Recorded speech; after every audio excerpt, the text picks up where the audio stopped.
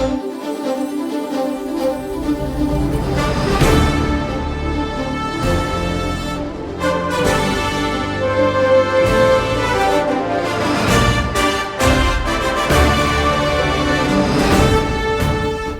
പ്രേക്ഷകർക്കും സ്വാഗതം.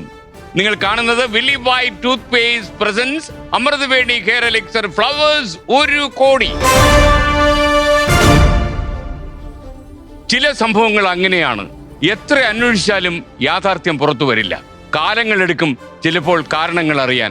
അതേപോലെ ഒന്നായിരുന്നു മലബാർ സിമന്റ്സിന്റെ കമ്പനി സെക്രട്ടറി ആയിരുന്ന ശശീന്ദ്രന്റെ കുടുംബത്തിന്റെ ദുരൂഹ മരണം.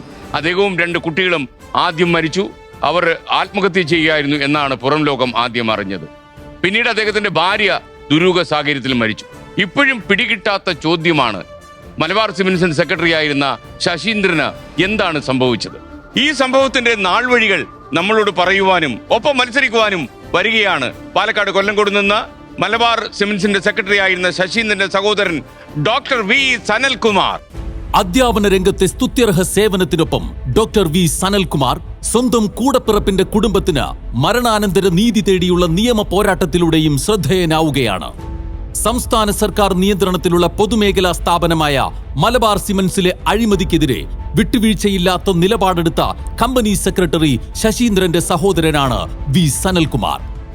ശശീന്ദ്രന്റെയും ഭാര്യയുടെയും മക്കളുടെയും ദുരൂഹ മരണം ഇന്നും ഉത്തരം കിട്ടാത്ത ഒരു ചോദ്യചിഹ്നമായി മലയാളികളുടെ മനസ്സാക്ഷിയെ വേട്ടയാടുമ്പോൾ സനൽകുമാറിന്റെ നിയമ പോരാട്ടത്തിനൊപ്പം നിൽക്കാൻ ഭാര്യയും സാമൂഹ്യ പ്രവർത്തകരുമുണ്ട്.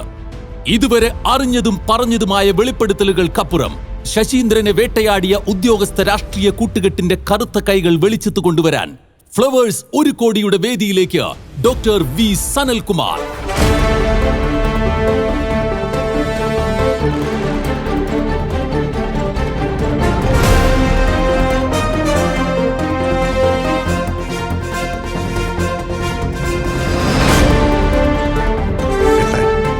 നമസ്കാരം സനൽകുമാർ. നമസ്കാരം. നമസ്കാരം. നമുക്ക് ശശീന്ദ്രനിൽ തന്നെ തുടങ്ങാമെന്ന് എനിക്ക് തോന്നുന്നത്. ശരിക്കും നിങ്ങൾ എത്ര പേരായിരുന്നു? ഞങ്ങൾ 6 പേരാണ്. ശശീന്ദ്രൻ എത്രാമത്തെ ആളായിരുന്നു? 5ാമതാണ്. മൂത്തത് 2 സിസ്റ്റേഴ്സാണ്. താഴെ താങ്കൾ ഏറ്റവും ഇളയാളാണ്? ഞാൻ ഏറ്റവും ഇളയതാണ്. ഇപ്പൊ എവിടെ വർക്ക് ചെയ്യുന്നു? ഞാനിപ്പോഴ് പാലക്കാട് ജില്ലയിലുള്ള സ്നേഹം ടീച്ചേഴ്സ് ട്രെയിനിങ് ഇൻസ്റ്റിറ്റ്യൂട്ടിൽ പ്രിൻസിപ്പളായിട്ട് വർക്ക് ചെയ്യുന്നു. കുറെ കാലമായോ? ഇല്ല, ഞാൻ കഴിഞ്ഞ മെയ് 31 വരെ ഞാൻ പുല്ലുവഴി ജയകേരളം ഹയർ സെക്കൻഡറി സ്കൂളിലെ അധ്യാപകനായിരുന്നു. ജോഗ്രഫി അധ്യാപകനാണ്. അവിടെ നിന്ന് റിട്ടയർ ചെയ്തതിന് ശേഷം ഇപ്പോഴേ കഴിഞ്ഞ നവംബർ 20 മുതലാണ് ഇപ്പോൾ പ്രിൻസിപ്പലായിട്ട് വർക്ക് ചെയ്യുന്നത്. ഉത്തരവാദിത്തം കൂടുതലാ. തീർച്ചയായിട്ടും.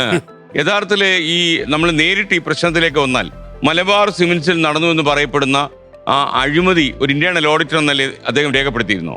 തീർച്ചയായിട്ടും. അതായത് അദ്ദേഹം അവിടെ 98-99 കാലഘട്ടത്തിലാണ് കമ്പനി സെക്രട്ടറി ആയിട്ട് ജോയിൻ ചെയ്തത്. അതിനു മുമ്പ് തന്നെ ഇന്റേൺഷിപ്പിന്റെ ഭാഗമായിട്ട് മലബാർ സിമന്റ്സിൽ ഉണ്ടായിരുന്നു. ആ കമ്പനി സെക്രട്ടറി കോഴ്സ് പഠിക്കുമ്പോൾ അതിനുശേഷം അങ്കമാലിയിലുള്ള ബാംബു കോർപ്പറേഷനിലെ സെക്രട്ടറി കം ഫിനാൻസ് മാനേജറായിട്ടാണ് ജോലി ചെയ്തിട്ടുണ്ടായിരുന്നത്. അപ്പൊ അതിനുശേഷമാണ് ഇവിടെ കമ്പനി സെക്രട്ടറി ആയിട്ട് കുറച്ചുകൂടെ വലിയ സ്ഥാപനവും പൊതുമേഖലാ സ്ഥാപനവും ആയതുകൊണ്ട് പാലക്കാട് ജില്ലയാണ്, നമ്മുടെ സ്വന്തം പ്രദേശമാണ്, കാർഷിക മേഖലയായിട്ടുള്ള പ്രദേശമാണ്. അപ്പോൾ അതിനൊക്കെ ഒന്ന് താല്പര്യത്തോടു കൂടിയിട്ടാണ് മലബാർ സിമന്റ്സിലെ കമ്പനി സെക്രട്ടറി പോസ്റ്റ് അദ്ദേഹം സ്വീകരിച്ചിട്ടുണ്ടായിരുന്നു. അതെ അതെ. അപ്പം ഈ ഇന്റേണൽ ഓഡിറ്റർ കൂടെ ആയിരുന്നു? ഇന്റേണൽ ഓഡിറ്റർ തന്നെയായിരുന്നു. അപ്പോൾ കമ്പനി സെക്രട്ടറി ഏറ്റവും ഉയർന്ന, കാരണം ഇന്ത്യക്കകത്ത് കമ്പനി സെക്രട്ടറി എന്ന് പറഞ്ഞു കഴിഞ്ഞാൽ 3 കോടി ബിസിനസ്സുള്ള എല്ലാ സ്ഥാപനങ്ങൾക്കും ഒരു കമ്പനി സെക്രട്ടറി ആവശ്യമാണ്. അപ്പോൾ ദേശീയ തലത്തിൽ അത് വളരെ ഷോർട്ടേജ് ആണ്. കേരളത്തിനകത്ത് ഈ കമ്പനി സെക്രട്ടറി കോഴ്സ് MCOM കഴിഞ്ഞതിന് ശേഷം ACS പാസ്സായിട്ടുള്ള ആദ്യകാല ACS തീർച്ചയായിട്ടും അങ്ങനെയാണ് ചെയ്തിട്ടുണ്ടായിരുന്നത്. ശരിക്കും അദ്ദേഹത്തിന് ഈ അഴിമതിയൊക്കെ റിപ്പോർട്ട് ചെയ്യേണ്ടി വന്ന് കാണുന്നു. തീർച്ചയായിട്ടും. അത് ജോയിൻ ചെയ്തതിന് ശേഷം നമ്മൾ ശരിക്കും കമ്പനി സെക്രട്ടറി എന്ന് പറഞ്ഞാൽ കമ്പനിയുടെ എല്ലാ ഇടപാടുകളും എൻ്റെ കസ്റ്റോഡിയനായിട്ടും എല്ലാ ഇടപാടുകൾക്കും മറ്റുമൊക്കെ നിയമപരമായിട്ടുള്ള സാധുത പരിശോധിക്കേണ്ടുന്ന വ്യക്തിയാണ് കമ്പനി സെക്രട്ടറിയുടെ റോള്. പക്ഷെ അവിടെ ജോയിൻ ചെയ്തതിന് ശേഷം തന്നെ അധികം തന്നെ അതിനകത്തുള്ള കമ്പനിക്കകത്തുള്ള ഇടപാടുകൾ ഒരു ചില അവിശുദ്ധ കൂട്ടുകെട്ട് രാഷ്ട്രീയക്കാരുടെയും ഉന്നത ബിസിനസ് ബിനാമികളുടെയും അതേപോലെ തന്നെ ഇവരുടെയൊക്കെ ചില ബിസിനസ് ഇടപാടുകൾ ഉണ്ടായിരുന്നു എന്നുള്ള കാര്യങ്ങൾ തിരിച്ചറിയുകയും അതിനെതിരെ സ്റ്റാൻഡും മറ്റുമൊക്കെ എടുക്കുന്ന സമയത്ത് ശക്തമായിട്ടുള്ള ഭീഷണികളും സമ്മർദ്ദങ്ങളും തുടക്കത്തിൽ തന്നെ ഉണ്ടായിരുന്നു എന്നുള്ള കാര്യങ്ങൾ ശശീന്ദ്രൻ കുടുംബാംഗങ്ങളോട് പറയാം. വിജിലൻസിന് പരാതി കൊടുത്തിരുന്നു ഈ കാര്യത്തിൽ.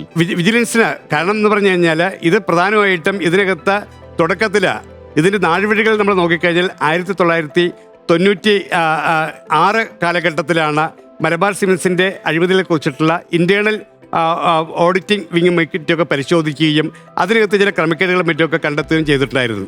അതിനുശേഷമുള്ള റിപ്പോർട്ടുകളിൽ ഇത് ശക്തമായിട്ട് ഇത്തരത്തിലുള്ള 400 കോടിയോളം രൂപയുടെ അഴിമതികൾ നടന്നിട്ടുണ്ട് തുടങ്ങിയിട്ടുള്ള റിപ്പോർട്ടുകളും മറ്റുമൊക്കെ വരികയും അത് പുറമേക്ക് വലിയ തോതിൽ ചർച്ച ചെയ്യപ്പെടുകയും കമ്പനിക്കകത്ത് തന്നെയുള്ള രാഷ്ട്രീയ CITU അടക്കമുള്ള രാഷ്ട്രീയ സംഘടനകൾ ശക്തമായിട്ട് അതിനെതിരായിട്ട് പ്രതികരിക്കുകയും കമ്പനി രക്ഷിക്കണം എന്ന് പറഞ്ഞുകൊണ്ട് അങ്ങനെയാണ് VS അച്യുതാനന്ദൻ പ്രതിപക്ഷ നേതാവ് എന്നുള്ള തലത്തിൽ മലബാർ സിമന്റ്സിലെ അഴിമതികൾ CBI അന്വേഷിക്കണം എന്നാവശ്യപ്പെട്ടുകൊണ്ടും വിജിലൻസ് അന്വേഷിക്കണം എന്നാവശ്യപ്പെട്ടുകൊണ്ട് തുടക്കത്തിൽ വളരെ ശക്തമായിട്ടുള്ള പ്രക്ഷോഭങ്ങൾ പ്രതിപക്ഷത്തിൽ ഇരിക്കുന്ന സമയത്ത് നടത്തുകയും വാർത്താ സമ്മേളനം നടത്തുകയും നിരവധി നിവേദനകളും മറ്റുമൊക്കെ നടത്തുകയും ചെയ്തിട്ടുണ്ടായിരുന്നു. താങ്കളോട് എപ്പോഴെങ്കിലും ഈ കാര്യം ശശീന്ദ്രൻ സംസാരിച്ചിട്ടുണ്ട്? തീർച്ചയായിട്ടും തുടക്കത്തിൽ തന്നെ. കാരണം ഞങ്ങൾ അവിടെ അങ്കമാലി ബാംബു കോർപ്പറേഷൻ ഇരിക്കുന്ന സമയത്ത് ഞാൻ കാലിക്കറ്റ് യൂണിവേഴ്സിറ്റിയിൽ ലെക്ചർ പോസ്റ്റായിട്ട് വർക്ക് ചെയ്യായിരുന്നു. ആ സമയത്ത് ഞങ്ങൾ ഒരുമിച്ചായിരുന്നു താമസിച്ചിട്ടുണ്ടായിരുന്നത്. ആ താമസിച്ച് കഴിഞ്ഞ ശേഷം പിന്നീട് അങ്ങോട്ട് ജോയിൻ ചെയ്തപ്പോൾ അവിടുത്തെ പ്രശ്നങ്ങളെക്കുറിച്ചിട്ടും മറ്റുമൊക്കെ ഇടയ്ക്ക് രാഷ്ട്രീയപരമായിട്ടുള്ള കാര്യങ്ങളാണ് വളരെ എല്ലാ രാഷ്ട്രീയ സംഘടനകൾക്കും ഈ അവിടുത്തെ ബിസിനസ് ബിനാമിയായിട്ടുള്ള VM രാധാകൃഷ്ണൻ എന്നുള്ള ചാക്ക രാധാകൃഷ്ണൻ തുകയും മറ്റുമൊക്കെ കൊടുത്ത ശരിക്കും പറഞ്ഞാൽ മാസപ്പടി തന്നെ പറയാം രാഷ്ട്രീയക്കാരുടെ മക്കൾക്കും അതേപോലെ തന്നെ നേതാക്കന്മാർക്കും മറ്റുമൊക്കെ കൊടുത്ത അവിടുത്തെ ലാഭവിഹിതങ്ങൾ നേതാക്കന്മാർക്ക് വീതിച്ചെടുക്കുന്ന ഒരു രീതി ഉണ്ട് എന്നുള്ളതിനെക്കുറിച്ച് തുടക്കം മുതൽ തന്നെ പറഞ്ഞ സമയത്ത് ഞാൻ ഇതൊരു അഴിമതിയാണ്, വിവിധ അഴിമതികളെക്കുറിച്ച് മറ്റൊക്കെ പറഞ്ഞപ്പോൾ ഇതൊക്കെ പുറത്തേക്ക് കൊണ്ടുവരേണ്ടതല്ലേ എന്ന് ഞാൻ എൻ്റെ ഒരു സംഘടന ബോധം വെച്ചുകൊണ്ട് പറഞ്ഞ സമയത്ത് ഇതൊക്കെ വളരെ ഉയർന്ന തലത്തിലുള്ള ഇടപാടുകളും മറ്റുമൊക്കെ ഉള്ള കാര്യങ്ങളൊക്കെയാണ്, പക്ഷേ വളരെ സങ്കീർണമായിട്ടുള്ള ഒരു കാര്യമാണ് എന്ന് തുടക്കം മുതൽ തന്നെ ശശീന്ദ്രന് സമ്മർദ്ദമുണ്ടാക്കുന്ന കാര്യങ്ങൾ ഉണ്ടായിട്ടുണ്ടായിരുന്നു. ഞാൻ അതിലേക്ക് വിശദാംശങ്ങളിലേക്ക് വരാം. അപ്പൊ ഇന്നിപ്പോ അങ്ങയുടെ കൂടെ ആരൊക്കെയാ വന്നിരിക്കുന്നത് ഈ ഇഷ്യൂല്? കാര്യമായിട്ട് തന്നെ തുടക്കം മുതൽ തന്നെ VS അച്യുതാനന്ദൻ മന്ത്രിസഭയുടെ കാലഘട്ടത്തിൽ ഈ ഇഷ്യൂ 2011 ജനുവരി 24 മരണപ്പെട്ടതിന് ശേഷം അന്ന് ജനുവരി 25 മുതൽ തന്നെ ഇതിനോടൊപ്പം പ്രവർത്തിക്കുന്ന മനുഷ്യാവകാശ പ്രവർത്തനം ആയിട്ടുള്ള പൊതുപ്രവർത്തനമായിട്ടുള്ള ശ്രീ ജോയ് കേദാരത്തുണ്ട്. നമസ്കാരം. എനിക്ക് ഓർമ്മയുണ്ട് അങ്ങ് നമ്മൾ തമ്മിലൊക്കെ നേരിട്ട് ഏറ്റുമുട്ടിയിട്ടുണ്ട്. ഈ പ്രശ്നം തന്നെ നമ്മൾ ചർച്ച ചെയ്തിട്ടുണ്ട്. എനിക്ക് ഓർമ്മയുണ്ട് ഏഷ്യാനെറ്റ് കാലത്തൊക്കെ അങ്ങ് ഈ പ്രോഗ്രാമിൽ സംവാദത്തിലൊക്കെ പങ്കെടുത്തിട്ടുണ്ട്. പിന്നെ അങ്ങേ കുറെ കാലത്തിന് ശേഷം ഞാൻ ഇന്നാ കാണുന്നത്. സന്തോഷം വീണ്ടും കണ്ടുമുട്ടിയത്. അതൊരു പരിപാടി തന്നെ കണ്ടുമുട്ടിയല്ലോ, വളരെ സന്തോഷം. അങ്ങയുടെ പേര്? ഭാര്യയാണ്? പേര് ബീന. അധ്യാപികയാണ്. എവിടെ പഠിപ്പിക്കുന്നത്? കടയിരിപ്പ് ശ്രീനാരായണ ഗുരുകുലം എഞ്ചിനീയറിംഗ് കോളേജിലാണ്. ഓക്കെ. അദ്ദേഹത്തിന് ധർമ്മപത്നിയാണ്. കുടുംബമൊക്കെ സുഖമായിട്ട് പോകുന്നല്ലോ? ഓക്കെ. അപ്പൊ ജോലി എന്താന്ന് വെച്ച് കഴിഞ്ഞാൽ ഇദ്ദേഹത്തിന്റെ വിജ്ഞാനത്തിന് എന്തെങ്കിലും ഒരു തട്ടോ തടവോ ഉണ്ടാവുമ്പോ സഹായിക്കുക. ഓക്കെ. മിക്കവാറും അല്ലേ ഇത് പോയിട്ട് കുട്ടികളെ പഠിപ്പിക്കേണ്ടതാണെന്നുള്ളതാണ് ആ ചിരിയിലുള്ളത്. ഓക്കെ. താങ്കൾ? എൻ്റെ പേര് വേണുഗോപാൽ നായർ. ഞങ്ങൾ ഒരുമിച്ച് പല പൊതുപ്രവർത്തനങ്ങളിലും ഏർപ്പെടുന്നു. College of applied sciences Thodupuzha retired പ്രിൻസിപ്പലാണ്. ഓക്കെ. ഇംഗ്ലീഷ് സാഹിത്യം. അപ്പൊ മാഷിന്റെ റോളും ഇത് തന്നെയാ. ഓക്കെ. ഞാൻ അതിലേക്ക് വരാം. അപ്പൊ ഞാൻ നിങ്ങളിലേക്ക് വരാം. അപ്പൊ എനിക്ക് അറിയേണ്ട ഒരു കാര്യം, ഈ ശശീന്ദ്രൻ അദ്ദേഹത്തിനോടൊപ്പം 2 മക്കളും അവർ കെട്ടിത്തൂങ്ങി മരിക്കുകയായിരുന്നു. യഥാർത്ഥത്തിൽ ഈ പിന്നീട് ഉള്ള അന്വേഷണത്തിൽ ഈ കുട്ടികൾക്ക് മയങ്ങാനുള്ള എന്തോ ഒരു സംഭവം കുട്ടികളുടെ ബോഡിയിൽ കണ്ടെത്തിയിരുന്നു. എന്തോ ഒരു സിറപ്പ് അങ്ങനെ ഫോറൻസിക്കിന്റെ പരിശോധനയിൽ അങ്ങനെ വന്നിരിക്കുകയും ചെയ്തിരുന്നു. പക്ഷെ എന്നിരുന്നാലും ആ സംശയം ബാക്കിയാകുന്നു. ഈ 2 ചെറിയ കുട്ടികളും ഈ ശശീന്ദ്രനും ആത്മഹത്യ ചെയ്യേണ്ട സാഹചര്യം അന്നുണ്ടായിരുന്നു. 2011 ജനുവരിയിലാണ് ഈ സംഭവം അല്ലേ? ഒരു രീതിയിലുള്ള സാഹചര്യം ആ ഒരു ദിവസത്തെ ക്രോണോളജി, അതായത് ശശീന്ദ്രനും ടീനിയും ആയിട്ട് സംസാരിച്ചിട്ടുള്ള കാര്യങ്ങളുടെ കംപ്ലീറ്റ് ആയിട്ടുള്ള ലിസ്റ്റുകൾ അന്വേഷണ റിപ്പോർട്ടിൽ തന്നെയുണ്ട്. അത് മാത്രമല്ല അന്ന് നിങ്ങളോട് കാണാം ശശീന്ദ്രൻ ബന്ധപ്പെട്ടിരുന്നു ആ ദിവസം? അല്ല, ആ ദിവസങ്ങളിൽ ബന്ധപ്പെട്ടിട്ടുണ്ടായിരുന്നു. അതിന്റെ ഒരു മാസം മുമ്പായിരുന്നു ശശീന്ദ്രനും കമ്പനിയിൽ നിന്ന് രാജിവെച്ചതിന് ശേഷം ശശീന്ദ്രനും കുട്ടികളും മറ്റുമൊക്കെ വീട്ടിൽ വന്നിട്ടുണ്ടായിരുന്നു. ടീനിയും വന്നിട്ടുണ്ടായിരുന്നു.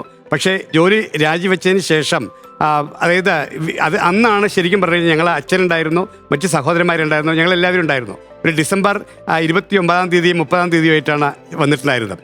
അപ്പോൾ കമ്പനിയിൽ നിന്ന് രാജിവെക്കാനുണ്ടായിട്ടുള്ള ഒരു പശ്ചാത്തലവും ഭീഷണിയും അപ്പോഴേക്ക് രാജിവെപ്പിക്കണം, നിർബന്ധിച്ചിട്ട് രാജിവെപ്പിക്കണം. ആ സമ്മർദ്ദത്തിന് പിന്നില് അതിന്റെ തുടക്കം നോക്കിക്കഴിഞ്ഞാൽ സുന്ദരമൂർത്തി, അതായത് VM രാധാകൃഷ്ണന്റെ അദ്ദേഹത്തിന്റെ 164 സ്റ്റേറ്റ്മെന്റിൽ തന്നെയുള്ള വാക്കുകളാണ് ഞാൻ കോട്ട് ചെയ്യുന്നത്. അതായത് സുന്ദരമൂർത്തിയാണ് മലബാർ സിംസിലെ MD ആയിട്ട് VM രാധാകൃഷ്ണന്റെയും അതേപോലെ തന്നെ മൊഴിയാണ് തീർച്ചയായും. അപ്പോൾ ഇവരുടെ പ്രേരണയാൽ ആണ് ചെട്ടിനാട് സിമെന്റില് വെറും ഒരു ഉദ്യോഗസ്ഥനായിട്ടുള്ള ഈ മറ്റേ സുന്ദരമൂർത്തിയെ മലബാർ സിംസിലെ MD ആയിട്ട് നിയമിച്ചിട്ടുണ്ടായിരുന്നത്. അപ്പോൾ സ്വാഭാവികമായിട്ടും അതിനു മുമ്പ് വിജിലൻസ് അന്വേഷണം മറ്റുമൊക്കെ വന്ന സമയത്ത് ശശീന്ദ്രൻ അതിനുശേഷം വന്നിട്ടുള്ള പുതിയൊരു MD ഒക്കെയാണ്. പുതിയ MD ആയി കഴിഞ്ഞാൽ നല്ലൊരു റാപ്പോർട്ടിലും നല്ല രീതിയിൽ കൊണ്ടുപോകണം എന്നുള്ളൊരു ആഗ്രഹമൊക്കെ ആയിരുന്നു ശശീന്ദ്രൻ മറ്റുമൊക്കെ ഉണ്ടായിരുന്നത്. പക്ഷെ അദ്ദേഹം MD ആയിട്ട് ചുമതല ഏറ്റ അന്ന് മുതൽ തന്നെ VM രാധാകൃഷ്ണന്റെ ഇംഗിതത്തിന് അനുസരിച്ചുകൊണ്ട് ഉള്ള ഒരു പ്രവൃത്തിയൊക്കെ ആയിരുന്നു. കാരണം അതിനകത്ത് പറയുന്നത് അപ്പോൾ തന്നെ VM രാധാകൃഷ്ണൻ കോയമ്പത്തൂരിലുള്ള NR സുബ്രഹ്മണ്യൻ മലബാർ സിംസിലെ മുൻ MD ആണ്. അതേപോലെ തന്നെ IS ഉദ്യോഗസ്ഥനും മറ്റുമൊക്കെയാണ്. വിവിധ ഇതിൻ്റെയും മറ്റൊക്കെ ചുമതല വഹിച്ചിട്ടുള്ള വ്യക്തികളാണ്. കോയമ്പത്തൂരിലേക്ക് കൊണ്ടുപോയിട്ട് ഇനി ഏത് ഇടപാടുകളും മറ്റൊക്കെ നടക്കുകയാണെന്നുണ്ടെങ്കിലും സുന്ദരമൂർത്തിയോട് പറഞ്ഞിട്ടുള്ള വാചകമാണ് ഇത് VM രാധാകൃഷ്ണൻ അറിയാതെ ഒരു ഇടപാട് നടത്താൻ പാടില്ല എന്നാൽ അദ്ദേഹം ഒരു കരാറുകാരനായിരുന്നു. അദ്ദേഹം ഒരു കരാറുകാരനായിട്ട് അവിടെ ഒരു ചാക്ക് വിൽപ്പനക്കാരനായിട്ട് മാത്രം എത്തുകയും അതൊരു UP ചാക്ക് രാധാകൃഷ്ണൻ എന്നുള്ള പേരിലാണ് അറിയപ്പെട്ടിട്ടുണ്ടായിരുന്നത്. മലബാർ സിംസിനകത്തുള്ള സിമെന്റുകൾ വിതരണം ചെയ്യാൻ ആവശ്യമായിട്ടുള്ള ചാക്കുകൾ ചെയ്യുന്ന ഒരു കോൺട്രാക്ടർ മാത്രമായിരുന്നു തുടക്കത്തിൽ. അപ്പോൾ അതിനു മുമ്പ് ഉണ്ടായിരുന്നിട്ടുള്ള ഒരു വ്യക്തി ദുരൂഹമായിട്ടുള്ള രീതിയിൽ മരണപ്പെട്ടതിന് ശേഷമാണ് ഇദ്ദേഹം ഈ ചാക്കിൻ്റെ ഇടപാടുകൾക്കുള്ള കോൺട്രാക്ടർ മലബാർ സിംസിൽ നിന്ന് സംഘടിപ്പിച്ചിട്ടുള്ളത് എന്ന് പറഞ്ഞിട്ടുണ്ടായിരുന്നു.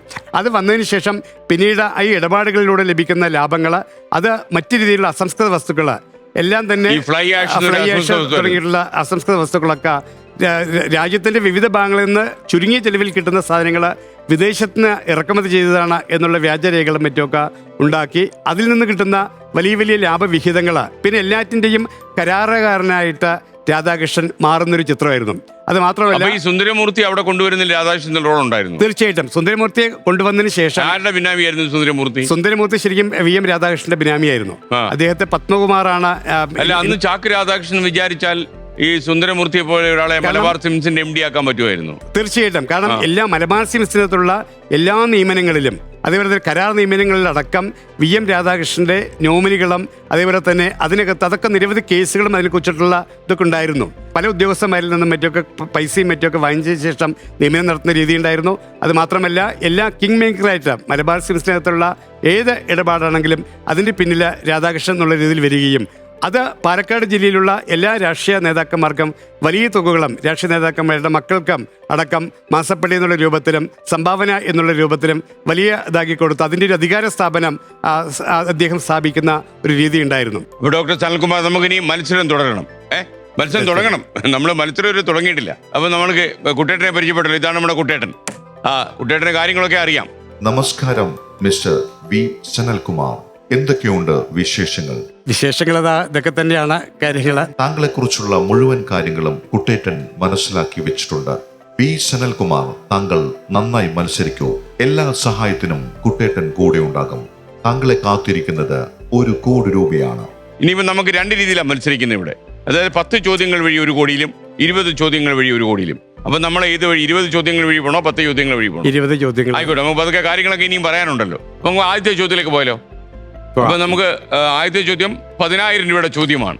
താങ്കൾക്ക് യഥാർത്ഥത്തിൽ കുറച്ച് പണം ഇവിടുന്ന് കിട്ടിയാൽ താങ്കൾ ആ പണം കൊണ്ട് എന്താ ചെയ്യാൻ പോകുന്നത്? തീർച്ചയായിട്ടും ഞങ്ങൾക്കെന്ന് പറഞ്ഞാൽ നോക്കാം, അതായത് സർക്കാർ തന്നെ വിജിലൻസ് അന്വേഷണം നടത്തി കോടതിയിൽ സമർപ്പിച്ചിട്ടുള്ള കേസുകളെ സർക്കാർ തന്നെ പിന്മാറുന്ന സാഹചര്യം വരുമ്പോൾ അതിനെതിരായിട്ട് ശശീന്ദ്രനും കുട്ടികളും മരണപ്പെടുകയും ചെയ്തു.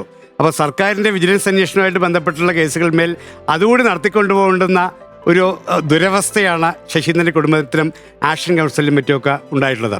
അത് മാത്രമല്ല തൃശ്ശൂർ വിജിലൻസ് കോടതിയിൽ CBIയുടെ CJM കോടതിയിൽ ഹൈക്കോടതികളിൽ ഒക്കെ നിരവധി കേസുകൾ കൊടുക്കുന്നു. ആ കേസുകൾ കൊടുത്തു കഴിഞ്ഞാൽ പിന്നെ അപ്പീൽ കൊടുക്കേണ്ടി വരുന്നു, വീണ്ടും റിവ്യൂ കൊടുക്കേണ്ടി വരുന്നു. അപ്പോൾ കേസുകൾ ഇതിനൊക്കെ ആവശ്യമായ തുക എന്ന് പറയുന്നത് തീർച്ചയായിട്ടും അങ്ങനെ. അപ്പൊ ആദ്യത്തെ ചോദ്യത്തിലേക്ക് ഞാൻ പോകുന്നു. First question, monitor please.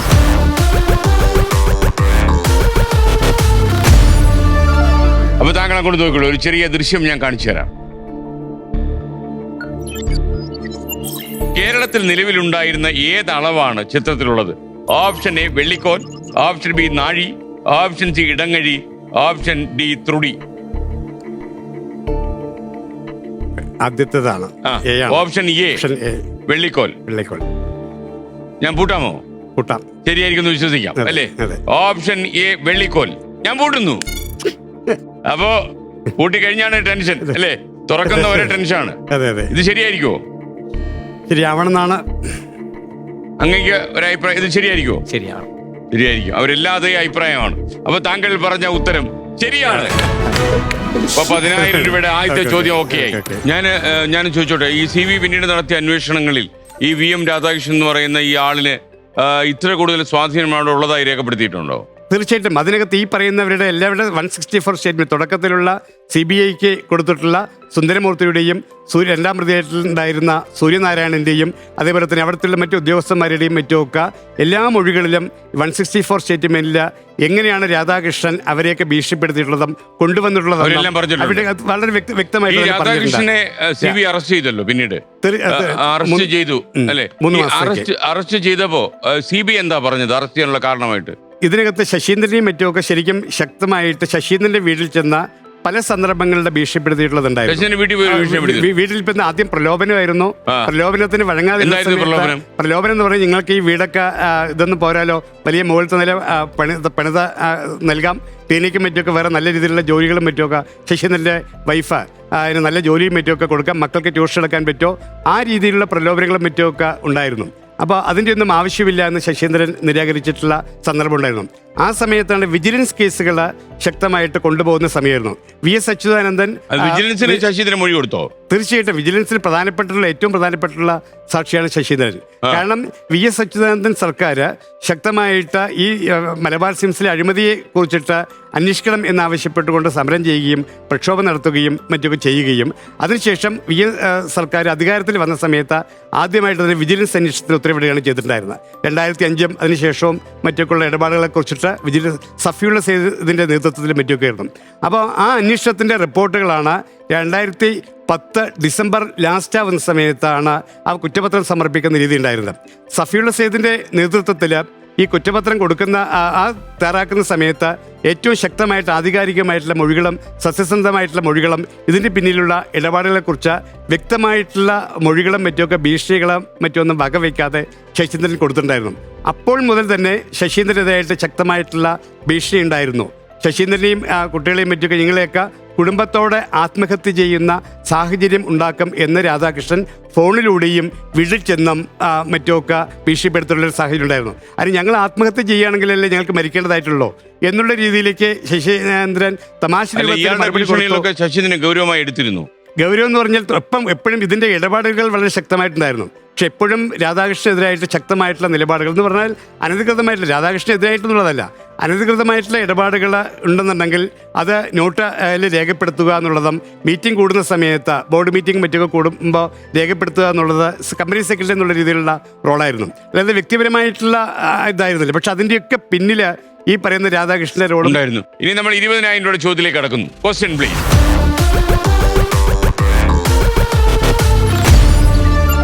ഒരു വിഷയത്തിലെ നൊബേൽ സമ്മാനം പരമാവധി എത്ര പേർക്ക് വരെ പങ്കിടാം?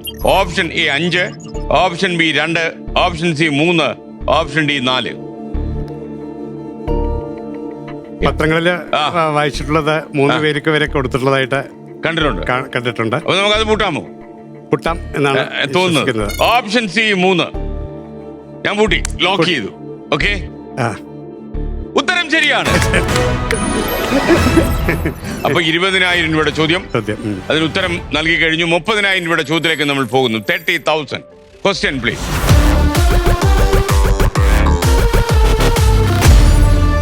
ഇനി ഞാനൊരു വീഡിയോ കാണിച്ചു തരാം. താങ്കൾക്ക് LED സ്ക്രീനിലേക്ക് നോക്കാം. ആ വീഡിയോ പ്ലേ ചെയ്യും.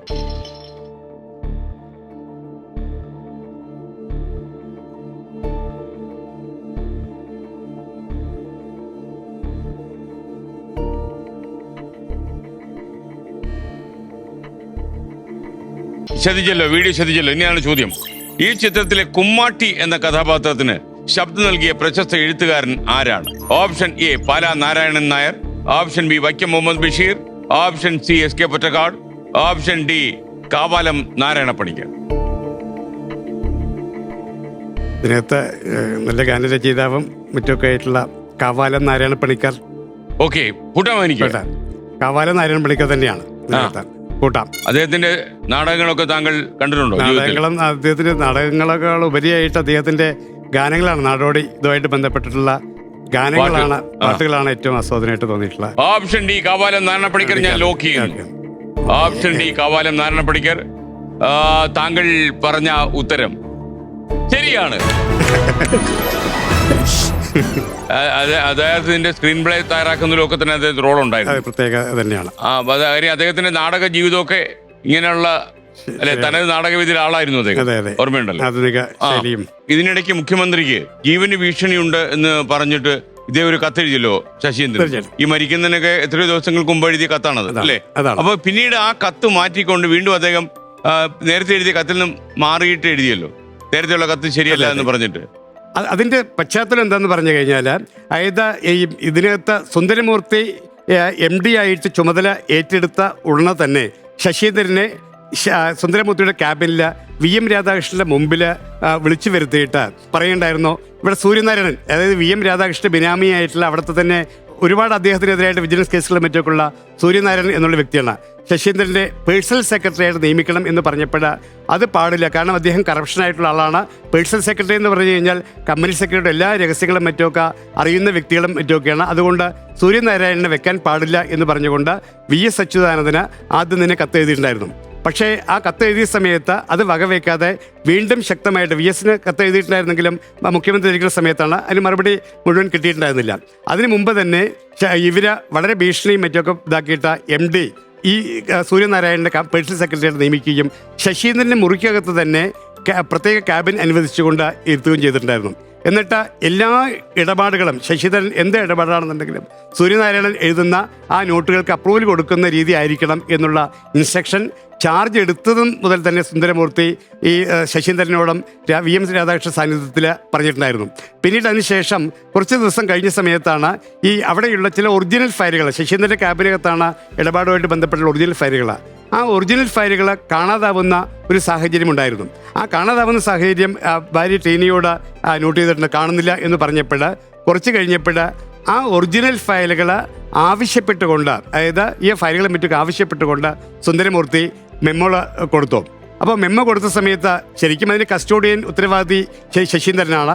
അപ്പോൾ അത് കാണാതെ ഇരുന്ന സമയത്ത് അതിൻ്റെയൊക്കെ ഫോട്ടോസ്റ്റാറ്റ് കൊടുത്ത സമയത്ത് ഫോട്ടോസ്റ്റാറ്റ് അല്ല, ഒറിജിനൽ തന്നെ വേണം എന്ന് പറഞ്ഞുകൊണ്ട് തുടർച്ചയായിട്ടുള്ള മെമ്മോകളും മറ്റുമൊക്കെ കൊടുത്തിട്ടുണ്ടായിരുന്നു. സമയം ചോദിച്ചോ കൊടുത്തിട്ടുണ്ടായിരുന്നില്ല. ഒരു ദിവസം അങ്ങനെ 3 മെമ്മോകളും മറ്റുമൊക്കെ കൊടുക്കുന്ന സാഹചര്യം മറ്റൊക്കെ ഉണ്ടായിരുന്നു. അവസാനമാണ്, കാരണം ശശീന്ദ്രന് അത് കൊടുക്കാൻ പറ്റാത്ത ഒരു സന്ദർഭം എന്ന് പറഞ്ഞാൽ ഒറിജിനൽ ഫയലുകൾ അവിടെ നിന്ന് നഷ്ടപ്പെടുന്നൊരു സാഹചര്യം ഉണ്ടായപ്പോൾ പിന്നീട് എന്താ പറയുക, നിങ്ങൾ ഒന്നുകിൽ നിങ്ങൾ ഈ ഫയലുകൾ ഒരു ദിവസം തന്നെ 3 ഫയലുകൾ 16 മെമ്മോണ് മൊത്തത്തിൽ, അതിൻ്റെയൊക്കെ എല്ലാ കോപ്പികളും കയ്യിൽ രേഖാസഹിതം ഞങ്ങളുടെ കയ്യിൽ മറ്റൊക്കെ ഉള്ളതാണ്. അപ്പോൾ ഒന്നുകിൽ നിങ്ങൾക്ക് രാജിവെക്കാം, അല്ലെങ്കിൽ ഞങ്ങളെ കമ്പനിയിൽ നിന്ന് പുറത്താക്കും എന്നുള്ള ഭീഷണി സുന്ദരമൂർത്തി നടത്തിയപ്പോൾ പുറത്താക്കി കഴിഞ്ഞാൽ മറ്റുള്ള സ്ഥാപനങ്ങളിൽ ജോലി ചെയ്യാനുള്ള ഒരു ബ്ലാക്ക് മാർക്ക് വരുമല്ലോ എന്ന് കരുതി സാധാരണ ഒരു കമ്പനിയിൽ നിന്ന് രാജിവെക്കുകയാണെന്നുണ്ടെങ്കിൽ 3 മാസം മുമ്പ് നോട്ടീസ് കൊടുക്കണം, അങ്ങനെയുള്ളൊരു പ്രൊസീജിയർ മറ്റൊക്കെ ഉണ്ട്. പക്ഷെ അതിനൊന്നും ഒരു സാവകാശം കൊടുക്കാതെ നിർബന്ധിച്ച് രാജിവെപ്പിക്കുന്ന ഒരു സാഹചര്യമാണ് ഉണ്ടായിട്ടുണ്ടായിരുന്നത്. പിന്നീട് അതിനുശേഷം അതേ ഫയലുകൾ തന്നെയാണ് CBI അന്വേഷണത്തിൽ മറ്റേ ഇവിടെ നിന്ന് രാധാകൃഷ്ണന്റെ വീട്ടിൽ നിന്നും അതേപോലെ തന്നെ ഒറിജിനൽ കമ്പനിയുമായിട്ട് ബന്ധപ്പെട്ട ഒറിജിനൽ ഫയലുകൾ രേഖകളൊക്കെ വീട്ടിൽ നിന്നും ഓഫീസിൽ നിന്നും മറ്റൊക്കെ കണ്ടെടുത്തിട്ടുണ്ടായിരുന്നു. അപ്പൊ ഈ മോഷിച്ചിട്ടുണ്ടായിരുന്നു, അടിച്ചു മാറ്റിയതായിരുന്നു. പിന്നീട് നിങ്ങൾക്ക് വീണ്ടും അത് രണ്ടാമത് എഴുതാനുള്ള ഒരു സന്ദർഭം എന്ന് പറഞ്ഞു കഴിഞ്ഞാൽ അതിനുശേഷം ടീനിയെ, അതും ടീനിക്ക് മെറ്റൽ ആൻഡ് സ്റ്റീൽ ഇൻഡസ്ട്രീസിൽ ഫിനാൻസ് സെക്രട്ടറിയുടെ നല്ലൊരു പോസ്റ്റ് CA കഴിഞ്ഞിട്ടുള്ളവരായിരുന്നു. പക്ഷേ വളരെ ദൂരെ ആയതുകൊണ്ട് 30-40 കിലോമീറ്റർ പോയത് കൊണ്ട് ശശീന്ദ്രൻ്റെ മറ്റൊന്നും ഇഷ്ടമുണ്ടായിരുന്നില്ല. കാരണം ടീനിക്കും ഇഷ്ടമുണ്ടായിരുന്നില്ല, അവർ വീട്ടിൽ തന്നെ ഇരിക്കാം എന്നുള്ള രീതിയിലാണ് ഉണ്ടായിരുന്നത്. പക്ഷേ അവിടുത്തെ MDയും മറ്റുള്ളവരും മറ്റുമൊക്കെ നിർബന്ധിച്ചുകൊണ്ട് ആ പോസ്റ്റിലേക്ക് അവരെ സ്വീകരിച്ചപ്പോൾ എന്തായാലും ഒരു നല്ലൊരു പോസ്റ്റ്, ഗവൺമെൻറ് പോസ്റ്റ്, ഉയർന്ന പോസ്റ്റിൽ നൽകുമ്പോൾ ഈശ്വരൻ നൽകിയിട്ടുള്ളതല്ലേ എന്ന് പറഞ്ഞിട്ട് സ്വീകരിക്കാനായിട്ട് അവർ സ്വീകരിക്കാൻ നിർബന്ധരായി. അപ്പോൾ ടീന ഷൊർണൂർ മെറ്റൽ സ്റ്റീൽസിൽ പോയിട്ടുള്ള ആ ഗ്യാപ്പിനകത്ത് ശശീന്ദ്രൻ ജോലി രാജിവെക്കുന്ന സമയമായിരുന്നു. പക്ഷേ ആ ജോലി രാജിവെച്ച് വീട്ടിലിരിക്കുന്ന സമയത്ത് രാധാകൃഷ്ണനും ആൾക്കാരും കമ്പനിയിൽ വരും മറ്റൊക്കെ വന്ന ഭീഷണികളും മറ്റുള്ള രീതിയിൽ മറ്റൊക്കെ ഉണ്ടായിരുന്നു. ഞങ്ങൾക്ക് ഇതിനകത്ത് ഈ രീതിയിൽ മറിച്ചൊരു, അതായത് സൂര്യനാരായണനെതിരായിട്ടും മറ്റുള്ളവർക്കെതിരായിട്ടുള്ള കംപ്ലൈൻറ്റുകൾ പിൻവലിക്കുകയാണെങ്കിൽ നിങ്ങളെ വീണ്ടും കമ്പനിയിൽ ആക്കാം എന്നുള്ള രീതിയിലുള്ള ഒരു പ്രതിനിധി ഉണ്ടായിരുന്നു. അപ്പോൾ ശരിക്കും പറഞ്ഞാൽ അതൊരു ഭീഷണിയിലൂടെയാണ് ആ രീതിയിലൊരു കത്ത് തിരിച്ച് മൊഴി കൊടുത്തിട്ടുണ്ടല്ലോ. രാധാകൃഷ്ണനെതിരായിട്ട്, അതായത് രാധാകൃഷ്ണനെതിരായിട്ട് വിജിലൻസ് കോടതിയിൽ മൊഴി കൊടുത്തിട്ട് 3 കേസുകൾക്കാണ് കുറ്റപത്രം കൊടുത്തിട്ടുണ്ടായിരുന്നത്. ആ കുറ്റപത്രം കൊടുത്തിട്ടുള്ളതിൻ്റെ 3ാമത് ദിവസമാണ് ഈ പറയുന്ന, അതായത് ജനുവരി 24-ാം തീയതി 2011 ജനുവരി 24 ശശീന്ദ്രൻ കുട്ടികളും ഈ പറയുന്ന തൂങ്ങി മരിച്ച രീതിയിൽ കാണപ്പെട്ടത്.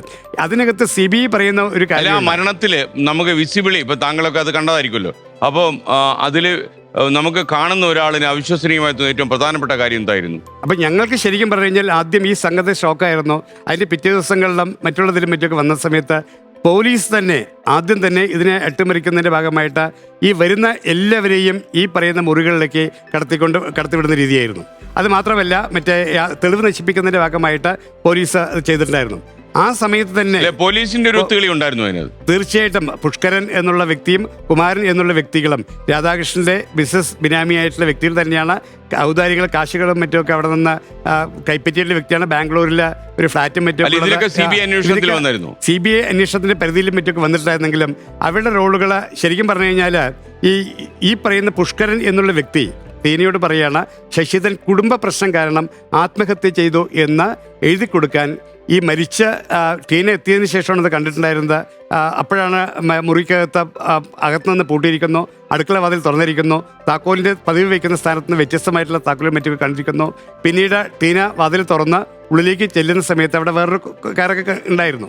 അതിനുശേഷം ഉടനെ തന്നെ യാതൊരു മുൻവിധികളും ഇല്ലാതെ ഈ പുഷ്കരനും പോലീസ് ഉദ്യോഗസ്ഥരും ചില കുടുംബാംഗങ്ങളും മറ്റും, ഞാൻ അതിൻ്റെ പിറ്റേ ദിവസമാണ് എത്തി, ഞാൻ പെരുമ്പാവൂരായത് വർക്ക് ചെയ്യുന്ന കാരണം പിറ്റേ ദിവസമാണ് എത്തിയിട്ടുണ്ടായിരുന്നത്. മറ്റ് ബ്രദേഴ്സും റിലേറ്റീവ്സും ഒക്കെ അവിടെ എത്തുന്ന സമയത്ത് ടീനയെ വിളിച്ച് ഈ കുടുംബ പ്രശ്നം കാരണം ആത്മഹത്യ ചെയ്തു എന്ന് എഴുതി കൊടുക്കാൻ പറഞ്ഞപ്പോൾ ശശീന്ദ്രൻ ഒരിക്കലും ചേട്ടൻ ഇങ്ങനെ ആത്മഹത്യ ചെയ്യില്ല എന്ന് പറഞ്ഞ് അവരത് നിരാകരിച്ചിട്ടുണ്ടായിരുന്നു. പിന്നീട് അതേ പോലീസ് ഉദ്യോഗസ്ഥൻ വരെ തന്നെ എൻ്റെ വേറൊരു ബ്രദറായിട്ടുള്ള LICയിൽ വർക്ക് ചെയ്യുന്ന രവീന്ദ്രനാണ്. അവരെ രാത്രി 12 മണിക്ക് പോലീസ് സ്റ്റേഷനിലേക്ക് വരാൻ പറഞ്ഞ് ഇതേ കാര്യം തന്നെ വന്ന് അത് എഴുതി കൊടുക്കാനായിട്ട് പറഞ്ഞിട്ടുണ്ടായിരുന്നു. പുഷ്കരനും അതേപോലെ തന്നെ കുമാരൻ തുടങ്ങിയിട്ടുള്ള പോലീസ്. പുഷ്കരൻ അന്നത്തെ DVSP ആയിരുന്നു, ഇതിന്റെ സ്ഥാനമായിരുന്നു. പക്ഷെ അദ്ദേഹത്തിനായിരുന്നു ഇതിൽ ചുമതലയും മറ്റുമൊക്കെ. സ്വാഭാവികമായിട്ടും പിറ്റേ ദിവസങ്ങളുടെ ഈ ഇഷ്യൂ കത്തിപ്പടർന്ന സമയത്ത് സർവീസിന് ഇപ്പോൾ അടുത്ത കാലത്താണ് റിട്ടയർ ചെയ്തിട്ടുണ്ടായിരുന്നത് ഇതിലുണ്ടായിരുന്നത്. പക്ഷേ അതേ പുഷ്കരൻ തന്നെ അതിനെക്കുറിച്ചിട്ട് ജോയ് കേദാരത്തിൽ പറയും, അദ്ദേഹം ശരിക്കും പറഞ്ഞു കഴിഞ്ഞാൽ 2-3 ദിവസം കൊണ്ട് അത് കൂടുതലായിട്ടുള്ള സമ്മർദ്ദങ്ങളും മറ്റു കേസിനകത്ത് വലിയ വലിയ സമ്മർദ്ദങ്ങൾ എനിക്ക് നേരിടേണ്ടി വരുന്നുണ്ട്, എന്നെ ഇതിൻ്റെ അന്വേഷണ ചുമതലയിൽ നിന്ന് മാറ്റിപ്പിക്കണം എന്ന് VS അച്യുതാനന്ദനോട് പറയിപ്പിക്കാനായിട്ട് പറഞ്ഞിട്ടുള്ള കാര്യങ്ങൾ ജോയ് കേദാരത്തിന് അതിനെക്കുറിച്ചിട്ടുള്ള കാര്യങ്ങൾ കൃത്യമായിട്ട് അറിയാം. അപ്പോൾ ഇതിനകത്ത് രാഷ്ട്രീയപരമായിട്ടുള്ള ഇടപെടലുകളും അതേപോലെ തന്നെ ഇതൊരു കുടുംബ പ്രശ്നം മൂലം ആത്മഹത്യയാണ് എന്ന് വരുത്തി തീർക്കുവാനുള്ള പോസ്റ്റ്മോർട്ടത്തിനകത്ത് 16ഓളം മുറിവുകളാണുള്ളത്. അതായത് ആ 16ഓളം മുറിവുകൾ കുട്ടികളുടെ ദേഹത്ത് ഒരു മുറിവുമില്ല. ശരിക്കും ശശീന്ദ്രൻ കുട്ടികളെ കൊന്ന് ആത്മഹത്യ ചെയ്തു എന്നാണ് ഇവര് പറയുന്നത്. പക്ഷേ അങ്ങനെ കൊല്ലുകയാണെന്നുണ്ടെങ്കിൽ കുട്ടികളുടെ ദേഹത്ത് ഒരു മുറിവുമില്ല. അത് മാത്രമല്ല ശശീന്ദ്രൻ്റെ ദേഹത്ത് 16ഓളം മുറിവുകളാണ്. ആ 16ഓളം മുറിവുകൾ എന്ന് പറഞ്ഞു കഴിഞ്ഞാൽ സ്ട്രാറ്റജിക് ആയിട്ടുള്ള മർമ്മപ്രധാനമായിട്ടുള്ള കാൽമുട്ട്, കൈമുട്ട്, അതേ കഴുത്തിൻ്റെ ഭാഗങ്ങൾ, ഈ അങ്ങനെയുള്ള തോടിൻ്റെ ഭാഗങ്ങൾ, ഏറ്റവും മർമ്മപ്രധാനമായിട്ടുള്ള ഭാഗങ്ങളാണ് 16 ഇത് മറ്റുമൊക്കെ. പോസ്റ്റ്മോർട്ടം ചെയ്യുമ്പോൾ തന്നെ ഗുജറാള് പറഞ്ഞിട്ടുണ്ടായിരുന്നതാണ് ഇതിനകത്ത് സംശയം തോന്നുകയും വീണ്ടും അതിനുശേഷം ഈ സ്ഥലം നിൽക്കുന്ന സ്ഥലത്ത് ചെല്ലുകയും ഡെമ്മി ടെസ്റ്റിലൂടെ, അതായത് മറ്റേ ശശീന്ദ്രൻ്റെ ഭാരം എന്ന് പറഞ്ഞാൽ 42 കിലോ ഒക്കെയാണ് വരുന്നത്. കുട്ടികളുടെ ഭാരം ഇത്ര 8-12 വയസ്സായിട്ടുള്ള കുട്ടികൾക്കാണ്. അപ്പോൾ ശശീന്ദ്രന് ഒറ്റയ്ക്ക് അവിടെയാണ് ഒരു ലാഡർ മാത്രമാണ് അവിടെ വീണ് കിടക്കുന്നുണ്ടായിരുന്നത്. അപ്പോൾ ശശീന്ദ്രന് ഒറ്റയ്ക്ക് ഇത് ചെയ്യാൻ പറ്റുമോ എന്ന് പറഞ്ഞിട്ട് ഡോക്ടർ ഗുജറാള് ആ ലാഡറിൻ്റെ മുകളിൽ കയറിയിട്ട് ഈ വേറൊരാളിനെ അത്രയും കുട്ടികളുടെ ഭാരമുള്ള നെല്ലിൻ്റെ ചാക്ക് എടുത്തിട്ട് ഇതാക്കിയപ്പോൾ പറ്റിയിട്ടുണ്ടായിരുന്നില്ല. അപ്പോൾ അതും ഒരു പ്രധാനപ്പെട്ടുള്ള ഇതായിരുന്നു. ഗുജറാളിന് വലിയ തോതിലുള്ള സമ്മർദ്ദം ഉണ്ടായിരുന്നു എന്ന് ഞങ്ങളോട് നേരത്തെ പറഞ്ഞിട്ടുണ്ടായിരുന്നതാണ്. അത് മാത്രമല്ല പിന്നീട് അതിനുശേഷം വേറൊരു ക്ഷേത്രത്തിൽ വെച്ചിട്ടും മൂത്ത സന്യാസീകരിച്ചിട്ടുള്ള ബ്രദറിനെ കണ്ടിട്ടും ഈ പറഞ്ഞ വലിയ തലത്തിലുള്ള സമ്മർദ്ദങ്ങൾ, രാഷ്ട്രീയപരമായിട്ടുള്ള സമ്മർദ്ദങ്ങൾ, ഇത് ആത്മഹത്യ ആണെന്ന് വരുത്തി തീർക്കാൻ. ഈ സമ്മർദ്ദങ്ങൾ എന്ന് പറയുമ്പോഴേ ഈ സമ്മർദ്ദപ്പെടുത്തുന്ന ആൾക്കാര് CBI ചോദ്യം ചെയ്തോ? അതായത് ഈ മരണവും മറ്റൊക്കെ നടന്ന കുറച്ച് ദിവസം കഴിയുമ്പോഴേക്കും മലബാർ സിംസിലെ അഴിമതിയാണ്, അതായത് കുടുംബ പ്രശ്നമല്ല ശശീന്ദ്രൻ്റെയും മക്കളുടെയും മരണത്തിന് കാരണം.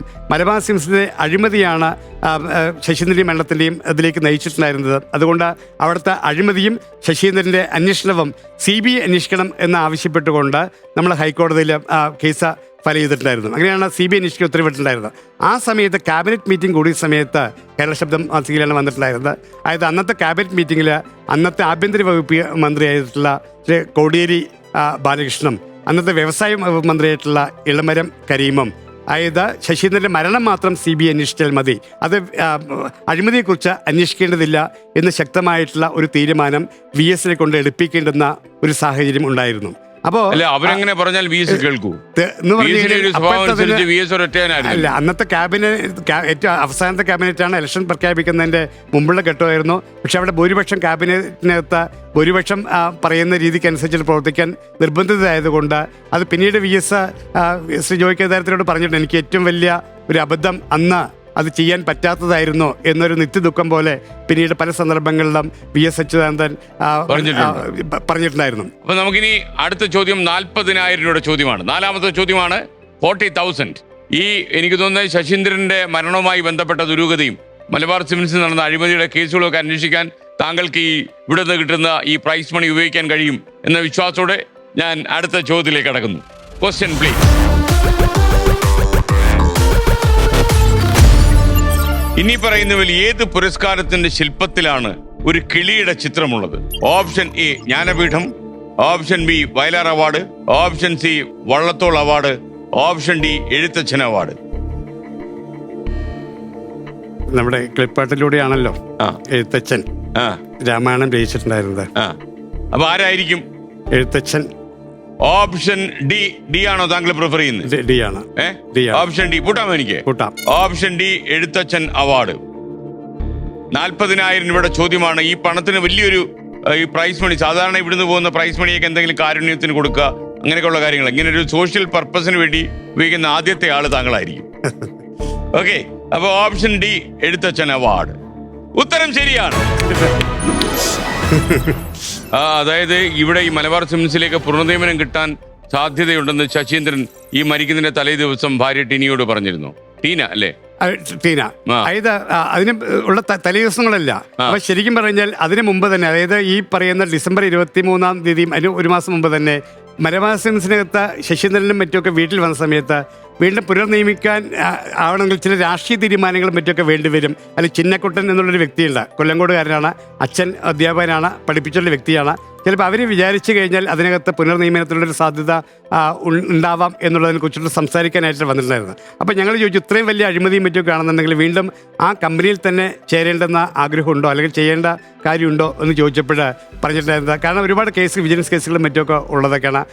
ആ കേസുകളും മറ്റൊക്കെ ഉണ്ടാകുമ്പോൾ നമ്മളെ പുറമേ അവിടെ ജോലി ചെയ്ത് കഴിഞ്ഞാലും ഓട്ടോമാറ്റിക്കായിട്ട് ഈ കേസുകളും മറ്റൊക്കെ നടത്തിക്കാനായതുകൊണ്ട് മൊഴി കൊടുക്കാനായിട്ടും മറ്റൊക്കെ വരേണ്ടതായിട്ട് വരും. അപ്പോൾ അത് കിട്ടണമെങ്കിൽ അങ്ങനെ ആവട്ടെ, അല്ലാന്നുണ്ടെങ്കിൽ എനിക്ക് പ്രൈവറ്റ് പ്രാക്ടീസ് ചെയ്ത് കഴിഞ്ഞാൽ, കമ്പനി സെക്രട്ടറി അസോസിയേഷൻകാരും തന്നെ പറഞ്ഞിട്ടുണ്ട്, പ്രൈവറ്റ് പ്രാക്ടീസായിട്ട് ചെയ്ത് കഴിഞ്ഞാലും മറ്റ് കമ്പനിയിൽ ചെയ്ത് കഴിഞ്ഞാലും അതിനേക്കാളും വലിയ ശമ്പളം കിട്ടുന്നത് കൊണ്ട് ജോലി നഷ്ടപ്പെട്ടതിനെ കുറിച്ചിട്ടുള്ള ഒരു രീതിയിലുള്ള സങ്കടവും ശശീന്ദ്രനുണ്ടായിരുന്നില്ല. പക്ഷേ ആ കമ്പനിയിൽ തിരിച്ച് കയറണം ഉണ്ടായിരുന്നത് ഇവർ പല തരത്തിലുള്ള ഭീഷണികൾ പല ഘട്ടങ്ങളിലും മറ്റൊക്കെ ഉണ്ടായിരുന്നപ്പോൾ പിരിച്ചു വിട്ടപ്പോഴത് അത് കഴിഞ്ഞാൽ പിന്നെ തിരിച്ചെടുക്കും എന്നുള്ളൊരു ചിന്ത ആദ്യം ശശീന്ദ്രൻ മനസ്സിലകത്ത് ഉണ്ടായിട്ടുണ്ടായിരുന്നു. പക്ഷേ അത് നടക്കില്ല എന്നുള്ള ഘട്ടം വന്നപ്പോൾ നിരാശയോ മറ്റ് കമ്പനി സെക്രട്ടറി എന്നുള്ള തോതിൽ അതിൻ്റെ വാല്യൂ അറിയുന്നത് കൊണ്ട് അതിനുള്ള സാധ്യതകളുള്ളതുകൊണ്ട് അത് ഒരു രീതിയിലും ബാധിക്കുന്നില്ല എന്നുള്ളൊരു സാഹചര്യമായിരുന്നു. ഈ ടീന പിന്നീട് എത്ര വർഷം കഴിഞ്ഞിട്ടാണ് മരിക്കുന്നത്?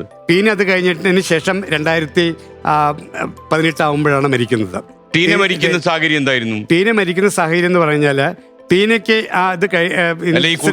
ഭാര്യയും ഭർത്താവും 2 മക്കളും നഷ്ടപ്പെട്ടതിന് ശേഷം ഭാര്യ ഈ ടീനയുടെ മാനസികാവസ്ഥ എങ്ങനെയായിരുന്നു? ടീന ശരിക്കും പറഞ്ഞാൽ ആ സമയത്ത് തന്നെ അൽകേഷ് കുമാർ ശർമ്മ, നമ്മുടെ ഇൻഡസ്ട്രിയൽ സെക്രട്ടറി ആയിരുന്നിട്ടുള്ള വ്യവസായ വകുപ്പ് മുൻ സെക്രട്ടറി ആയിട്ടുള്ള IAS കാരനുള്ള അൽകേഷ് കുമാർ ശർമ്മ ഈ കമ്പനിയിൽ വരികയും ഇതിനെക്കുറിച്ച് വിശദമായിട്ട് ഇവരെ അവിടുത്തെ മരണ കാരണങ്ങളെക്കുറിച്ചിട്ടും അഴിമതികളെക്കുറിച്ചിട്ടും ഒരു റിപ്പോർട്ടും മറ്റൊക്കെ തയ്യാറാക്കിയിട്ടുണ്ടായിരുന്നു. അത് കഴിഞ്ഞ് 1 മാസം കഴിയുമ്പോഴേക്കും തന്നെ ഈ മരണം മറ്റൊക്കെ കഴിഞ്ഞ 1 മാസം കഴിഞ്ഞപ്പോൾ ഞാൻ നിങ്ങളെ പെരുമ്പാവൂരായിരുന്നു വർക്ക് ചെയ്യുന്നത്, അതിൻ്റെ ഭാഗത്തായിരുന്നു. അതേപോലെ തന്നെ ടീന അച്ഛനും അമ്മയുടെ കൂടെ കോയമ്പത്തൂർ പോയിട്ടുണ്ടായിരുന്നു. അപ്പോൾ ടീനയുടെ ഒരു കോള് എനിക്കുണ്ടായിരുന്നു. അതായത് ഇവിടെ അൽകേഷ് കുമാർ സാറെ വിളിച്ചിട്ടുണ്ടായിരുന്നു. അവർ ചില കമ്പനികളിൽ ഇപ്പോൾ ടീന ഷൊർണൂർ മെറ്റൽ സ്റ്റീൽ കമ്പനിയിൽ പോകുന്നുണ്ടായിരുന്നില്ല, അത് വേണ്ട എന്ന് വെച്ചിട്ടുള്ളൊരു സന്ദർഭമാണ്. അപ്പോൾ വെറുതെ ഇരിക്കാൻ പാടില്ല, അതുകൊണ്ട് വേറൊരു കമ്പനിയിൽ ജോലി ചെയ്യണം എന്ന് പറഞ്ഞപ്പോൾ ഞാൻ പറഞ്ഞത്, അൽകേഷ് കുമാർ ശർമ്മ ഒരു വ്യവസായ വകുപ്പ് സെക്രട്ടറിയാണ്, ഗവൺമെൻറ്റിൻ്റെ തന്നെയാണ്. നമ്മളെ സ്വാഭാവികമായിട്ട് ഈ കേസും മറ്റൊക്കെ പോകുന്ന സമയത്ത് ഗവൺമെൻറ്റിനെതിരായിട്ട് പോരാടേണ്ടുന്നൊരു സാഹചര്യം മറ്റൊക്കെ വരുമ്പോൾ അവരുടെ ഒരു ഓഫറുകൾ നമ്മൾ സ്വീകരിച്ചു കഴിഞ്ഞാൽ അതൊരു ചിലപ്പോൾ പ്രശ്നങ്ങൾ ഉണ്ടാവില്ലേ എന്നുള്ളൊരു സൂചന എന്നൊരു ഞാൻ ആ രീതിയിൽ കൊടുത്തിട്ടുണ്ടായിരുന്നു. പക്ഷേ ആ രീതിയിൽ നമുക്ക് ചേരണ്ട എന്ന് നമുക്ക് പറയുവാനുള്ള അത് ഇൻഡിവിജ്വലായിട്ടുള്ള ഫ്രീഡമാണ്. പക്ഷെ അത് പറഞ്ഞിട്ടുണ്ടായിരുന്നു. പക്ഷേ പിന്നീട് പല സന്ദർഭങ്ങളിൽ ഇവർ കോൺടാക്ട് ചെയ്തിട്ട് അവരുടെ തന്നെ ഉടമസ്ഥതയുള്ള കമ്പനി, ആ കമ്പനിയിൽ എറണാകുളത്ത് ജോയിൻ ചെയ്യുകയും പിന്നീട് ശരിക്കും ഒരു എന്താ പറയുക ഹോസ്റ്റലും മറ്റൊക്കെ അവർ തന്നെ ഏർപ്പാടാക്കി കൊടുത്തിട്ടുള്ള ഹോസ്റ്റലുകളിൽ അവർ നിൽക്കുകയും പിന്നീട് അവിടെ നിന്ന് ശരിക്കും പറഞ്ഞു കഴിഞ്ഞാൽ ടീനയുടെ മരണവും ഒരു ആസൂത്രിതമായിട്ടുള്ള ഭക്ഷണത്തിൽ വിഷം കൊടുത്ത് ഘട്ടം ഘട്ടമായിട്ട് കൊല്ലപ്പെട്ടു എന്നുള്ളതാണ് നമുക്ക് കിട്ടിയിട്ടുള്ള വിവരം. അവിടെ മെഡിക്കൽ റിപ്പോർട്ടിനകത്ത് ആ രീതിയിൽ പോസ്റ്റും, അതായത് ഇതിലൊക്കെ സംഭവം എന്ന് പറഞ്ഞു കഴിഞ്ഞാൽ ഇവിടെ എറണാകുളത്ത് വെച്ചിട്ടാണ് ഈ സംഭവം നടക്കുന്നത്. അവർക്ക് സുഖമില്ല എന്ന് പറഞ്ഞിട്ട് അവരെ കോയമ്പത്തൂരിലേക്ക് കൊണ്ടുപോയി. അവരുടെ അച്ഛനമ്മയും അവിടെ ഇതുണ്ട്. പക്ഷെ കോയമ്പത്തൂരിലേക്ക് കൊണ്ടുപോയതിന് ശേഷം മെഡിക്കൽ കോളേജിലാണ് കൊണ്ടുപോയിട്ടുണ്ടായിരുന്നത്, കോയമ്പത്തൂർ മെഡിക്കൽ കോളേജിൽ. പക്ഷേ ഈ മെഡിക്കൽ കോളേജിൽ നിന്ന് കമ്പനിയിലത്തെ ഉദ്യോഗസ്ഥന്മാർ വന്ന് കോവൈ മെഡിക്കൽ സെൻ്ററിലേക്ക് മാറ്റി. ഈ കോവൈ മെഡിക്കൽ സെൻ്റർ എന്ന് പറഞ്ഞു കഴിഞ്ഞാൽ VM രാധാകൃഷ്ണ എന്ത് അസുഖമാണെന്നുണ്ടെങ്കിലും അസുഖമില്ലെങ്കിലും ഈ സർട്ടിഫിക്കറ്റുകളും മറ്റുമൊക്കെ ഇഷ്യൂ ചെയ്യുന്ന അല്ലെങ്കിൽ ഇത്തിരി പങ്കാളിത്തോ അവരുമായിട്ട് നല്ല ഇടപാടുള്ള ഒരു സ്ഥാപനമാണ്. മെഡിക്കൽ സർട്ടിഫിക്കറ്റുകളൊക്കെ VM രാധാകൃഷ്ണൻ സമർപ്പിച്ചിട്ടുണ്ടായിരുന്നത് അവിടെ നിന്ന് വാങ്ങിയിട്ടൊക്കെ ആയിരുന്നു, CBIക്കും മറ്റുമൊക്കെ കൊടുത്തുള്ളതായിട്ട്. അത് മാത്രമല്ല അതേപോലെ തന്നെയാണ് സതീന്ദ്രകുമാർ എന്നുള്ള, അതായത് ഇതൊരു കൊലപാതകമാണെന്നുള്ള സൂചനകൾ ചില കമ്പനിയിലെ ഉദ്യോഗസ്ഥന്മാർ തന്നെ കൊടുത്തപ്പോൾ ആ വിവരങ്ങൾ CBIയോട് പറഞ്ഞിട്ടുള്ള സൂര്യനാരായണൻ്റെ സഹോദരനായിട്ടുള്ള സതീന്ദ്രകുമാർ ഉക്കടം ബസ് സ്റ്റാൻഡിൽ വെച്ച് കൊല്ലപ്പെടുന്നൊരു സാഹചര്യം ഉണ്ടായിരുന്നു. ട്രാൻസ്പോർട്ട് ബസ് സ്റ്റാൻഡിനകത്ത് വെച്ചിട്ട് അദ്ദേഹം ഈ എന്താ പറയുക അർദ്ധരാത്രി 12 മണിക്ക് ആരും വേറൊരു കൂട്ടുകാരനോടൊപ്പം നിൽക്കുന്ന സമയത്ത് പ്രൈവറ്റ് ബസ്, അവിടെ ട്രാൻസ്പോർട്ടിൽ ഒരിക്കലും കയറേണ്ട കാര്യമില്ല, ആ പ്രൈവറ്റ് ബസ് ആ ട്രാൻസ്പോർട്ട് ബസ് സ്റ്റാൻഡിലേക്ക് സതീന്ദ്രകുമാർ നേരെ വന്ന് ഇടിക്കുകയും അതേപോലെ തന്നെ കൊല്ലപ്പെടുകയും ചെയ്യുന്നൊരു സാഹചര്യം ഉണ്ടായിരുന്നു. സതീന്ദ്രകുമാറിനെയും ആദ്യം കൊണ്ടുപോയിട്ടുണ്ടായിരുന്നത് ഈ മെഡിക്കൽ കോളേജിലായിരുന്നു. പിന്നീട് അവിടെ നിന്ന് കൂടെ നിന്നൊരു കൂട്ടുകാരനുണ്ടായിരുന്നു. അവിടെ നിന്ന് വീണ്ടും ഈ കോവൈ മെഡിക്കൽ സെൻ്ററിൽ തന്നെയാണ് ഈ സതീന്ദ്രകുമാറിനെയും കൊണ്ടുപോയിട്ടുണ്ടായിരുന്നത്. ഇപ്പോൾ VM രാധാകൃഷ്ണൻ അസുഖം വന്നു കഴിഞ്ഞാൽ ചികിത്സിക്കുന്ന അല്ലെങ്കിൽ അസുഖത്തിന് വേണ്ടി മെഡിക്കൽ സർട്ടിഫിക്കറ്റ് സംഘടിപ്പിക്കുന്ന കോവൈ മെഡിക്കൽ സെൻ്റർ, സതീന്ദ്രകുമാറും മറ്റൊക്കെ മരിച്ച സമയത്ത് അതും അവിടെ ചെന്നിട്ടാണ് മരണം സംഭവിച്ചിട്ടുണ്ടായിരുന്നത്. ടീനയെയും ശരിക്കും അവിടെ എത്തിക്കുകയായിരുന്നു.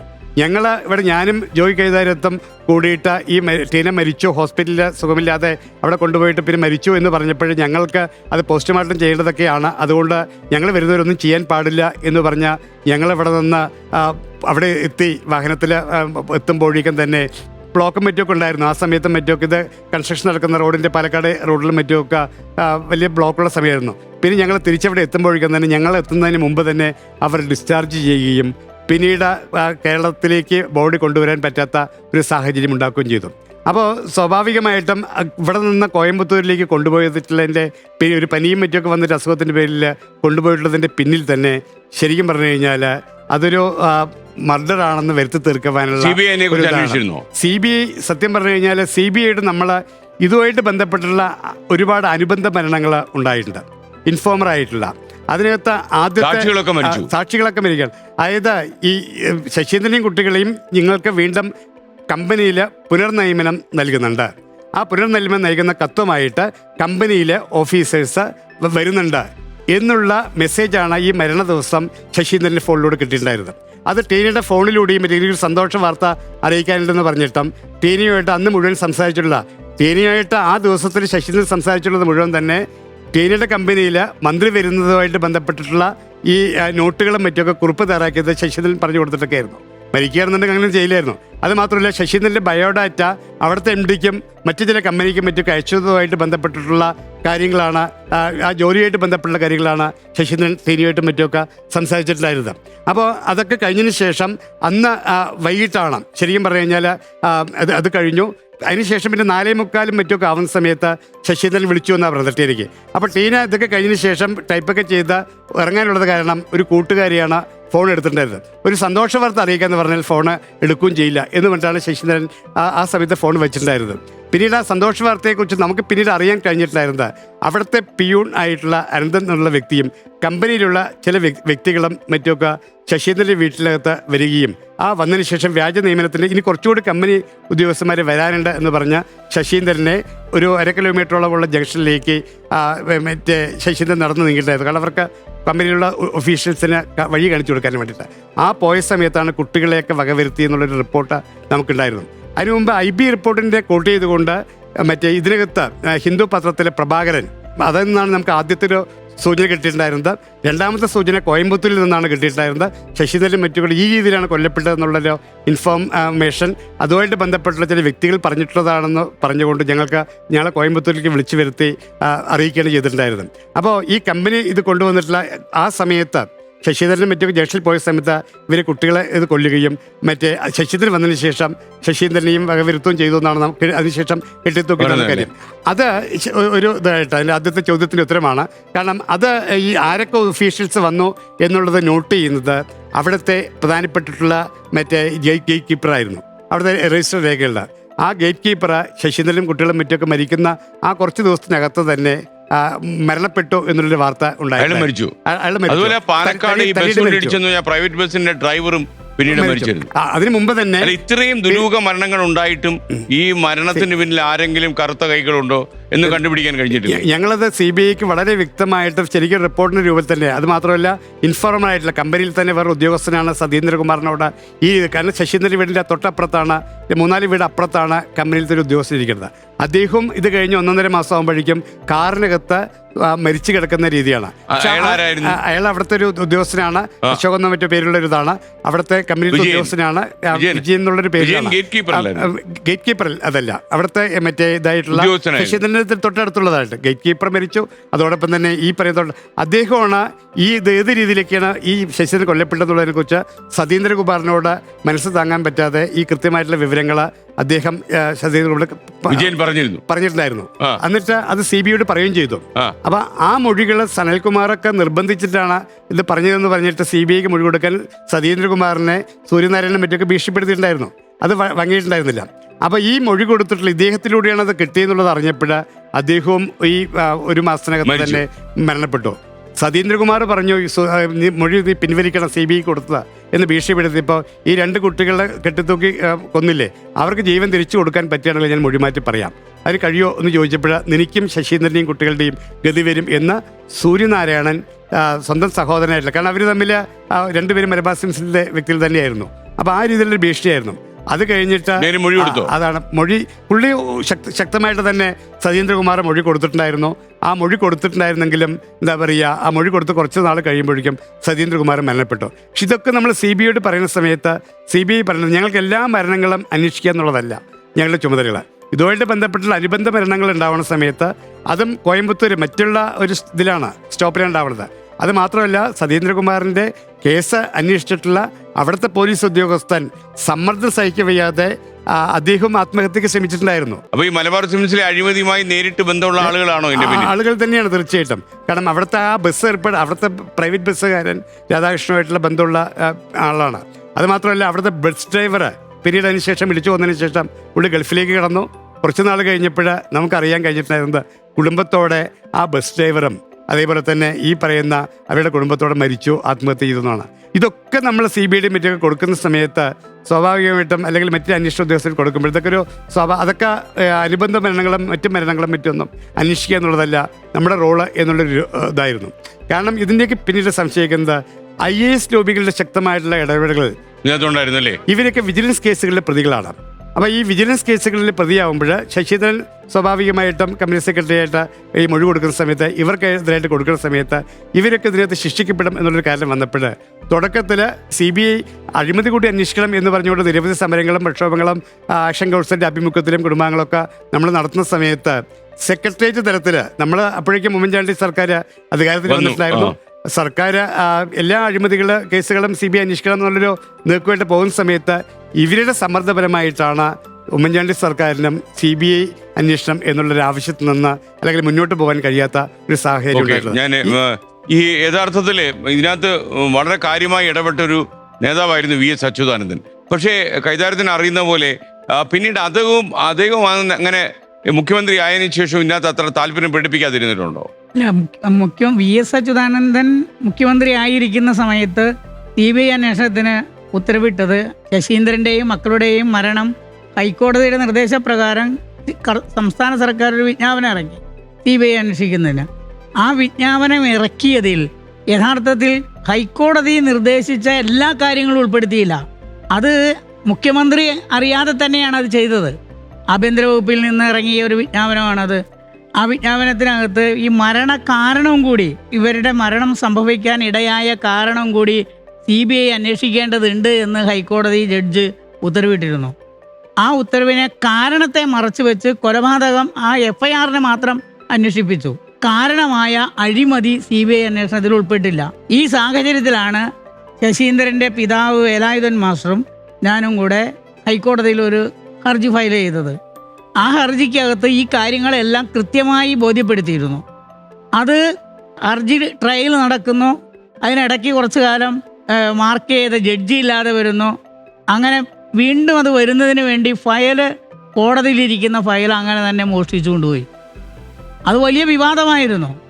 അപ്പോൾ CBI ഇത് അന്വേഷിക്കണം എന്നുള്ള നമ്മളുടെ ആവശ്യത്തിന്മേൽ കോടതി റിപ്പോർട്ട് ചോദിച്ചിരുന്നു സർക്കാരിനോട്. അതിനകത്ത് അന്നത്തെ ആഭ്യന്തര വകുപ്പ് മന്ത്രി തിരുവഞ്ചൂർ രാധാകൃഷ്ണൻ ഈ കേസ് CBI അന്വേഷണത്തിന് വിടുന്നതിൽ സർക്കാരിന് തടസ്സമില്ല എന്ന് എഴുതി വെച്ചു. സർക്കാരിന് തടസ്സമില്ല എന്ന് എഴുതി വെച്ചിരുന്നു അദ്ദേഹം. ആ ഫയലിൻ്റെ കോപ്പി നമ്മൾ RTI ആക്ട് പ്രകാരം എടുക്കുകയും എന്നിട്ട് നമ്മളത് പരിശോധന നടത്തുകയും ചെയ്തപ്പോൾ സർക്കാരിന് തടസ്സമില്ല എന്ന് എഴുതി വെക്കുകയും ഇത് പ്രകാരമുള്ള ഒരു അഫിഡവിറ്റ് ഹൈക്കോടതിയിൽ കൊടുക്കാൻ അഡ്വക്കേറ്റ് ജനറലിൻ്റെ ഓഫീസിലേക്ക് ഗവൺമെൻറ് നിർദ്ദേശവും കൊടുത്തിരുന്നു. പക്ഷേ അഡ്വക്കേറ്റ് ജനറലിൻ്റെ ഓഫീസിൽ നിന്നും ഹൈക്കോടതിയിലേക്ക് കൊടുത്ത കത്തിനകത്ത് പറഞ്ഞിരിക്കുന്നത് ഈ കേസുകൾ അന്വേഷണം നടത്തി കുറ്റപത്രം തയ്യാറാക്കി കുറ്റമറ്റ വിധത്തിൽ കൃത്യമായി പറഞ്ഞിരിക്കുകയാണ്. കുറ്റമറ്റ വിധത്തിൽ കുറ്റപത്രം തയ്യാറാക്കി തൃശ്ശൂർ വിജിലൻസ് കോടതിയിൽ സമർപ്പിക്കുകയും ട്രയൽ ആരംഭിക്കുകയും ചെയ്തിട്ടുള്ള കേസുകളാണ്. ആയതിനാൽ ഈ കേസ് വീണ്ടും CBI അന്വേഷിക്കുന്നത് അഭികാമ്യമല്ല എന്നാണ് എഴുതി വെച്ചിരിക്കുന്നത്. എഴുതിയത് അഡ്വക്കേറ്റ് ജനറലിന്റെ ഓഫീസ്. അതെ, അഡീഷണൽ അഡ്വക്കേറ്റ് ജനറലാണ് ഇത് എഴുതി വെച്ചിരിക്കുന്നത്. നമ്മൾ അദ്ദേഹത്തിന്റെ ഓഫീസിൽ ചെന്നു, ഇതെന്താണ് ഇത് ചെയ്തു വെച്ചിരിക്കുന്നത്? ഞങ്ങൾക്ക് കിട്ടിയിരിക്കുന്ന രേഖയിൽ ഇങ്ങനെയാണല്ലോ പറഞ്ഞിരിക്കുന്നത്. നിങ്ങൾക്ക് രേഖ തന്നിട്ടുണ്ടാകും, പക്ഷെ എന്നോട് പറഞ്ഞിട്ടുള്ളത് ഇതാണ്, ഞാൻ അതുകൊണ്ടാണ് ഇത് ഇങ്ങനെ എഴുതിയിരിക്കുന്നത് എന്ന് പറഞ്ഞു. ഗവൺമെന്റിൽ നിന്ന് വന്ന ലെറ്റർ, മെയിൽ വന്ന ലെറ്ററിൻ്റെ കോപ്പി അന്ന് അഡ്വക്കേറ്റ് ജനറലിൻ്റെ, ഈ അഡീഷണൽ അഡ്വക്കേറ്റ് ജനറലിൻ്റെ ഓഫീസിൽ നിന്ന് നമ്മൾ കളക്ട് ചെയ്തു. അത് പരിശോധിച്ചപ്പോഴും ഇതാണ് പറഞ്ഞിട്ടുള്ളത്. ഹൈക്കോടതിയിലെ അഡ്വക്കേറ്റ് ജനറലിൻ്റെ ഓഫീസിൽ നമ്മളുടെ പുറത്തു നിന്നുള്ള ഇടപെടലിന് പരിമിതിയുണ്ട്. നമുക്ക് ഗവൺമെൻറ്റിൽ തന്നെയാണ് ഈ ചതി പറയാൻ കഴിയുള്ളൂ. ആ കാര്യം VS തന്നെ നമ്മൾ അറിയിച്ചു. അന്ന് VS പ്രതിപക്ഷ നേതാവാണ്. VS ഈ കാര്യം അറിയിച്ചു കഴിഞ്ഞപ്പോൾ VS നിയമസഭയിൽ ഈ കാര്യം ഉന്നയിച്ചു. അന്ന് മുഖ്യമന്ത്രി നിയമസഭയിൽ പറഞ്ഞത് ഇത് CBI അന്വേഷിക്കുന്നതിന് തടസ്സമില്ല എന്ന് ഗവൺമെൻറ് ലെറ്റർ കൊടുത്തിരുന്നു എന്ന് പറഞ്ഞു. ഗവൺമെൻറ് ഒരു അഭിപ്രായം പറയുകയും ഇപ്പുറത്ത് ഹൈക്കോടതിയിൽ ഗവൺമെൻറ്റിൻ്റെ പ്രതിനിധികളായിട്ട് ഗവൺമെൻറ്റിന് വേണ്ടി കേസിൻ്റെ മെറിറ്റ് കോടതിയെ ബോധ്യപ്പെടുത്തേണ്ട ആളുകൾ ഗവൺമെൻറ്റിൽ നിന്നും മറച്ചു വയ്ക്കുന്നു, കോടതിയിൽ നിന്നും മറച്ചു വയ്ക്കുന്നു. ഈ അവസ്ഥയുണ്ടായി. അപ്പോൾ ഈ കാര്യം നമ്മൾ വീണ്ടും പറഞ്ഞു. ആ തർക്കം പരിശോധിക്കുന്നതിനിടയിലാണ് ഹൈക്കോടതിയിൽ നിന്നും ഈ അഴിമതി കേസ് കൂടെ CBI അന്വേഷിക്കണമെന്ന് ആവശ്യപ്പെട്ടിട്ടുള്ള നമ്മുടെ ഹർജിയുമായി ബന്ധപ്പെട്ട രേഖകൾ മോഷ്ടിക്കപ്പെടുന്നത്. ഏറെ വിവാദങ്ങൾ ഉണ്ടാക്കിയതാണ് ആ മോഷണവും. ഏറെ ചർച്ച ചെയ്യപ്പെട്ടിരുന്നിട്ടുള്ളതാണ് ഹൈക്കോടതിയിലെ കാര്യങ്ങൾ. ജഡ്ജി തന്നെ വളരെ ക്ഷോഭിതനായി ഈ കാര്യത്തെക്കുറിച്ച് വിശദീകരണം ചോദിക്കുന്നു. അവിടെ കോടതിയിലെ ചില ഉദ്യോഗസ്ഥരുടെ പേരിൽ നടപടികൾ സ്വീകരിക്കാൻ ഇടവരുന്നു. വളരെ ബോധപൂർവം ഇടത് വലത് മുന്നണികൾ, അതിൻ്റെ വ്യവസായ വകുപ്പ് ഭരിച്ചിരുന്നവർ, അതിൻ്റെ ആഭ്യന്തര വകുപ്പ് ഭരിക്കുന്നവർ ഒക്കെ വളരെ ബോധപൂർവം ഈ കേസിൽ നിന്ന് ആരെയൊക്കെയോ രക്ഷിച്ചെടുക്കുന്നതിന് വേണ്ടി വലിയ പെടാപ്പാടുപെടുന്നതാണ് നമുക്ക് കാണാൻ കഴിയുക. അതിൻ്റെ പ്രധാനപ്പെട്ട കാരണം ഇതുവരെയുള്ള ഈ 13 വർഷക്കാലത്തെ ഇതുമായി ബന്ധപ്പെട്ട പ്രവർത്തനങ്ങളുടെ, അന്വേഷണങ്ങളുടെ, നമുക്ക് ലഭ്യമായിട്ടുള്ള അറിവുകളുടെ ബോധ്യത്തിൽ നിന്ന് ഞാൻ പറയുക, ഈ മലബാർ സിമൻസിൽ നിന്ന് കേരളത്തിലെ ആദ്യത്തെ ഒരു വലിയ അഴിമതിയും ക്രമക്കേടുമാണ് ആ റിപ്പോർട്ട് ചെയ്യപ്പെട്ടിട്ടുള്ളത്. ആ മലബാർ സിമൻസിൽ നിന്ന് ഈ മോഷണവും അഴിമതിയും എല്ലാം നടത്തിയത് ഇവിടെ ഭരിക്കുന്ന നമ്മുടെ രാഷ്ട്രീയ നേതാക്കന്മാർക്ക് കൂടി പങ്കുണ്ടോ? അങ്ങനെ പങ്കുണ്ട് എന്ന് നമ്മെ ബോധ്യപ്പെടുത്തുന്ന വിവരങ്ങളാണ് ഈ പ്രതികളെ രക്ഷപ്പെടുത്തുന്നതിന് വേണ്ടി ഇവർ ശ്രമിച്ചുകൊണ്ടിരിക്കുന്നത്. ഒരിക്കലും നമ്മുടെ നിയമവാഴ്ചയിൽ നമുക്ക് ബോധ്യപ്പെടാത്ത, വിശ്വസിക്കാൻ കഴിയാത്ത, ഇന്ത്യയിലെ ഒരു സംസ്ഥാനത്തും നടന്നിട്ടില്ലാത്ത അത്രയും വലിയ നിയമലംഘനങ്ങളാണ് സർക്കാർ തന്നെ നടത്തിക്കൊണ്ടിരിക്കുന്നത്. ഒരു ക്രിമിനൽ കേസ് FIR തയ്യാറാക്കുന്നു ഗവൺമെൻറ് തീരുമാനിച്ചിട്ട്, അന്വേഷണ ഉദ്യോഗസ്ഥരെ വയ്ക്കുന്നു, ഗവൺമെൻറ് ഉത്തരവിറക്കുന്നു, അന്വേഷണ ഉദ്യോഗസ്ഥർ റിപ്പോർട്ട് കൊടുക്കുന്നു. ആ റിപ്പോർട്ടിൻ്റെ പശ്ചാത്തലത്തിൽ വിജിലൻസ് ഡയറക്ടർ മുതൽ ആഭ്യന്തര വകുപ്പും നിയമവകുപ്പും സെക്രട്ടേറിയറ്റിൽ അന്വേഷണം പൂർത്തിയാക്കുന്നു. സെക്രട്ടേറിയറ്റ് തലത്തിൽ എല്ലാ നടപടിക്രമങ്ങളും പൂർത്തിയാക്കി ആഭ്യന്തര വകുപ്പ് മന്ത്രിയുടെ മേശപ്പുറത്തേക്ക് വരുന്നു. അദ്ദേഹം ഉൾപ്പെടെ ഒരു ക്യാബിനറ്റ് തീരുമാനമെടുത്തുകൊണ്ട് കുറ്റപത്രം അംഗീകരിക്കുന്നു. വിജിലൻസ് കോടതിയിലേക്ക് കുറ്റപത്രം സബ്മിറ്റ് ചെയ്യുന്നു. അതാണ് ഈ 3 കേസ്. CC 2/2011, CC 32/2010, CC 22/2011. ഈ 3 കേസുകളിൽ പ്രതികളെ രക്ഷപ്പെടുത്താനാണ് ഇതെല്ലാം നടത്തിക്കൊണ്ടിരിക്കുന്നത്. ആ പ്രതികളെ കുറ്റവിമുക്തരാക്കിക്കൊണ്ട് 2012 ഈ അന്നത്തെ മുഖ്യമന്ത്രി ശ്രീ ഉമ്മൻചാണ്ടി ഒരു ഉത്തരവിടുന്നു. നമ്മൾ കേട്ടുകേൾവി പോലുമില്ല.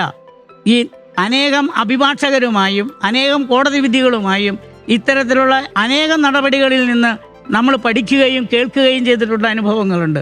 ഒരിക്കലും ഒരു ക്രിമിനൽ കേസ്, ഒരു കോടതി വിചാരണ നടത്തിക്കൊണ്ടിരിക്കുന്ന കേസ്, കുറ്റപത്രം സമർപ്പിച്ച് വിചാരണ ആരംഭിച്ച് പ്രതികൾ ജാമ്യത്തിലിറങ്ങി നിൽക്കുന്ന ഒരു കേസിനകത്ത് എക്സിക്യൂട്ടീവ് അധികാരം ഉപയോഗപ്പെടുത്തിക്കൊണ്ട് പ്രതികളെ കുറ്റവിമുക്തരാക്കുന്ന ഒരു ചരിത്രമുണ്ടായിട്ടില്ല, ഒരു കോടതിയിലും ഉണ്ടായിട്ടില്ല. അത് ഒരു മുഖ്യമന്ത്രി ചെയ്തു, അത് തെറ്റാണ് ചെയ്തതെന്ന് അന്ന് വളരെ ഗൗരവമായ വിധത്തിൽ പ്രസ്താവനകൾ ഇറക്കുകയും ഇടപെടുകയും ചെയ്ത പ്രതിപക്ഷമാണ് ഇന്ന് കേരളം ഭരിക്കുന്നത്. ആ പ്രതിപക്ഷം ഇന്ന് കേരളം ഭരിക്കുമ്പോൾ ഇതേ ആവർത്തനം അവരും ചെയ്യുകയാണ്.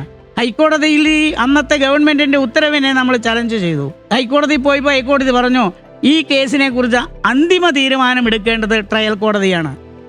അതുകൊണ്ട് ഇതിന്റെ ട്രയൽ കോടതി തൃശ്ശൂർ വിജിലൻസ് കോടതിയാണ്, അവിടെ പോകണം എന്ന് പറഞ്ഞു. അത് പറയുന്നത് 4 വർഷത്തിന് ശേഷമാണ്. 2011 3 തൂക്കിക്കൊന്നു. തികഞ്ഞ ബോധ്യത്തോടു കൂടിയാണ് ഞാൻ ഇവിടെ ഇരുന്ന് പറയുന്നത്. അത് തൂക്കിക്കൊന്നതാണ് എന്ന് തികഞ്ഞ ബോധ്യം എനിക്കുണ്ട്. ആ കൊലയ്ക്ക് ഇടയാക്കിയ അഴിമതി കേസുകൾ 2011 കുറ്റപത്രം സമർപ്പിച്ചത്. ഇതുവരെ ഈ കേസിലെ പ്രതികൾ 17 പേരുണ്ട്.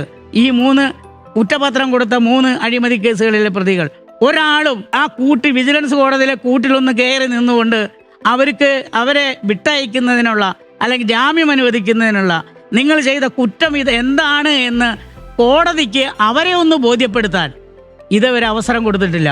എന്താണ് ഇത്ര വാശി നമ്മുടെ രാഷ്ട്രീയ നേതാക്കന്മാർക്ക്? പൊതുമുതലും പൊതു നിയമവും സംരക്ഷിക്കുകയാണ് ഇവരുടെ ദൗത്യം. അതിനാണല്ലോ നമ്മൾ അവരെ അധികാരത്തിലേറ്റിയത്. എത്ര ഭീകരം! കേരളത്തിന്റെ കണ്ണീരിന്റെ കഥയാണ് മലബാർ സിമൻസ്. പൊറുക്കാൻ കഴിയാത്ത, മലയാളിക്ക് പൊറുക്കാൻ കഴിയാത്ത, മറക്കാൻ കഴിയാത്ത മുറിപ്പാടുകളായി എന്നും കേരളത്തിന്റെ മനസാക്ഷിക്ക് മുൻപിലുണ്ടാകുന്നത്. ഞാൻ വരാം. അപ്പൊ ഈ മലബാർ സിമൻസിന്റെ ഈ മരണത്തെക്കുറിച്ചും അഴിമതിയെക്കുറിച്ചൊക്കെയുള്ള കേസിന്റെ ഇപ്പോഴത്തെ സ്റ്റാറ്റസ് എന്താണ്? ഇതിനകത്ത് പ്രധാനമായിട്ടും മലബാർ സിമൻസിലെ അഴിമതിയാണ് എന്നുള്ളതിൻ്റെ ആയതുകൊണ്ട് തൃശ്ശൂർ വിജിലൻസ് കോടതിയിൽ കൊടുത്തിട്ടുള്ള ഈ കേസുകൾ അത് ജോയ് സാറ് പറഞ്ഞിട്ടുണ്ടായിരുന്നതാണ്.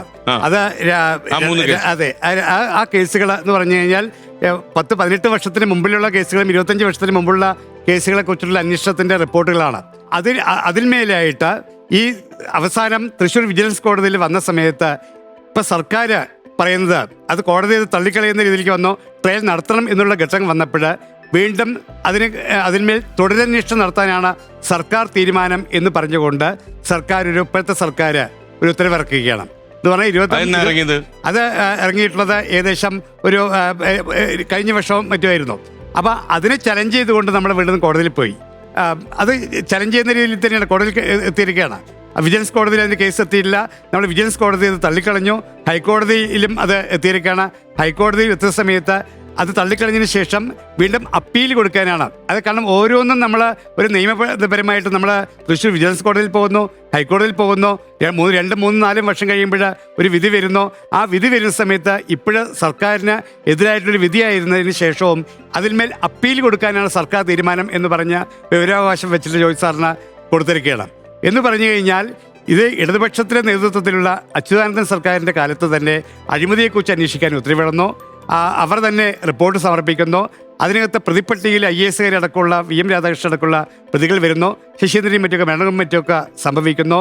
ഇത്രയും സംഭവം കഴിഞ്ഞതിന് ശേഷം അതിനകത്ത് പ്രതി ചേർക്കപ്പെട്ടിട്ടുള്ള കുറ്റവാളികളെ കുറ്റവിമുക്തരാക്കുന്ന നടപടിയുമായിട്ട് മുൻ സർക്കാരും ഇപ്പോഴത്തെ സർക്കാരും മുന്നോട്ട് പോവുകയും ഈ സർക്കാരിന്റെ താല്പര്യം എന്തുവാ?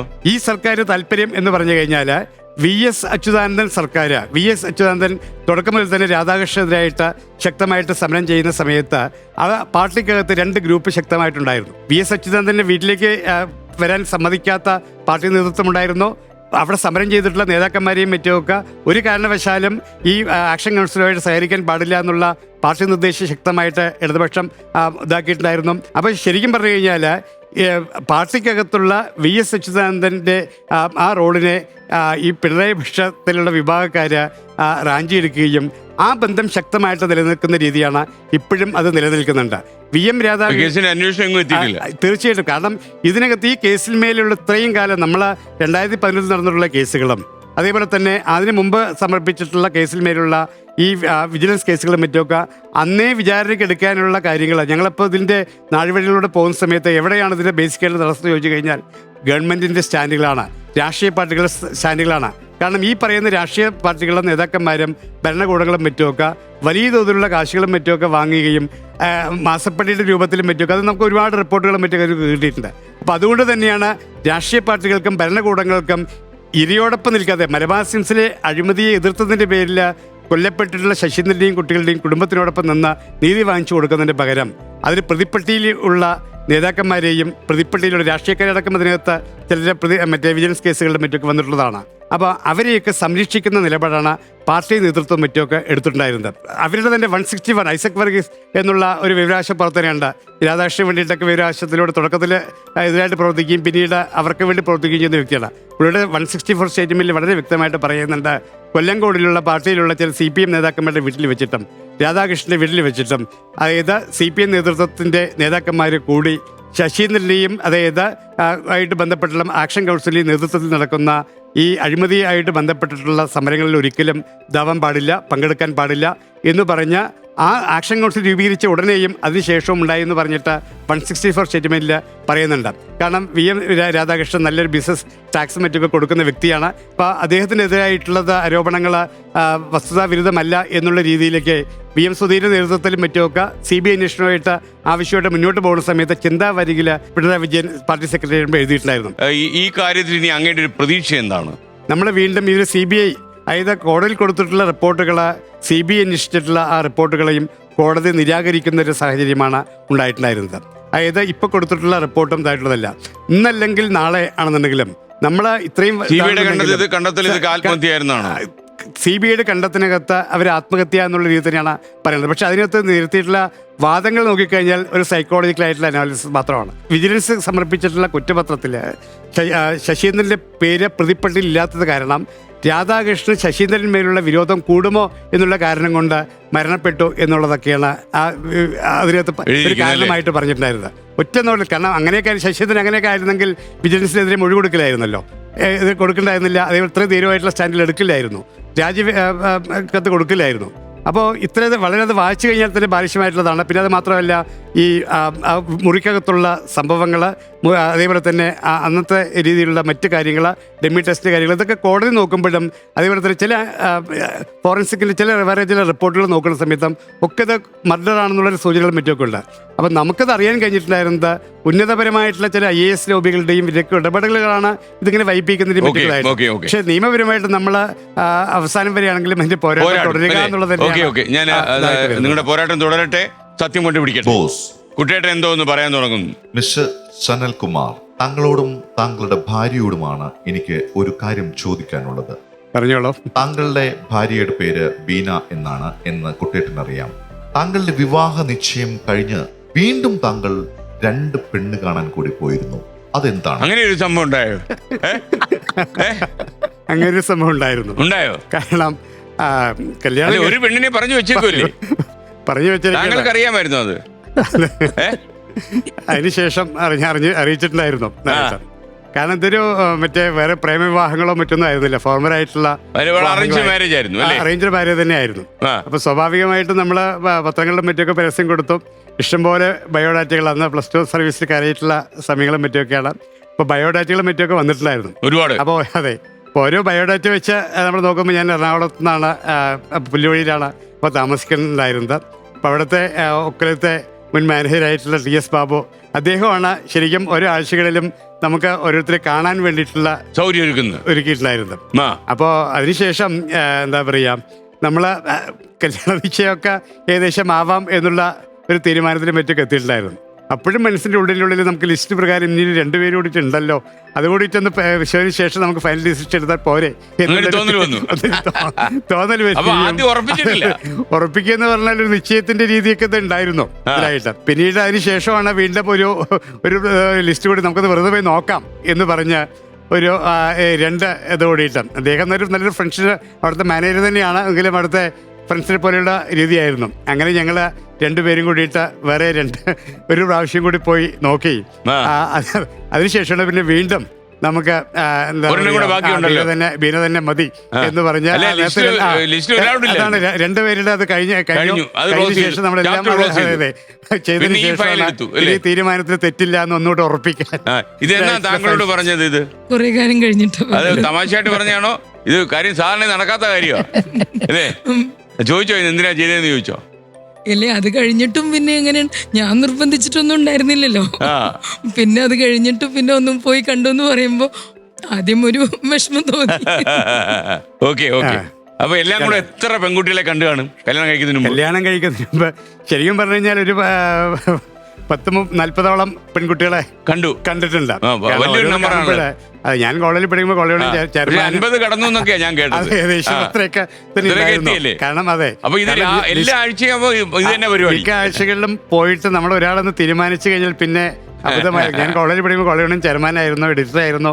അപ്പൊ പിന്നെ അതിനുശേഷം ഡോക്യുമെന്റ് അങ്ങനെയൊക്കെ ഉള്ളത് കൊണ്ടൊക്കെ നമ്മൾ ഏകദേശം ഒരു എടുത്തു കഴിഞ്ഞാൽ പിന്നെ ഒരു അബദ്ധം അല്ലെങ്കിൽ വേറൊരു ഇത് പാടില്ല എന്നുള്ളൊരു എല്ലാ വശങ്ങളും പാടില്ല എന്നുള്ളൊരു തീരുമാനം ഉള്ളിൽ ഉണ്ടായിരുന്നു. അപ്പൊ അങ്ങനെയാണ് പരമാവധി പേരെ ഒന്ന് ലിസ്റ്റ് ഔട്ട് ചെയ്ത് അതിനകത്തൊരു കെമിസ്ട്രി ഡെവലപ്പ് ചെയ്യണല്ലോ എന്നുള്ളൊരു ഗവേഷണം നടന്നു. പിന്നെ എന്തായാലും അറേഞ്ച്ഡ് അല്ലേ, അപ്പൊ പിന്നെ അവസാനം എല്ലാ വിഷയം കൂടി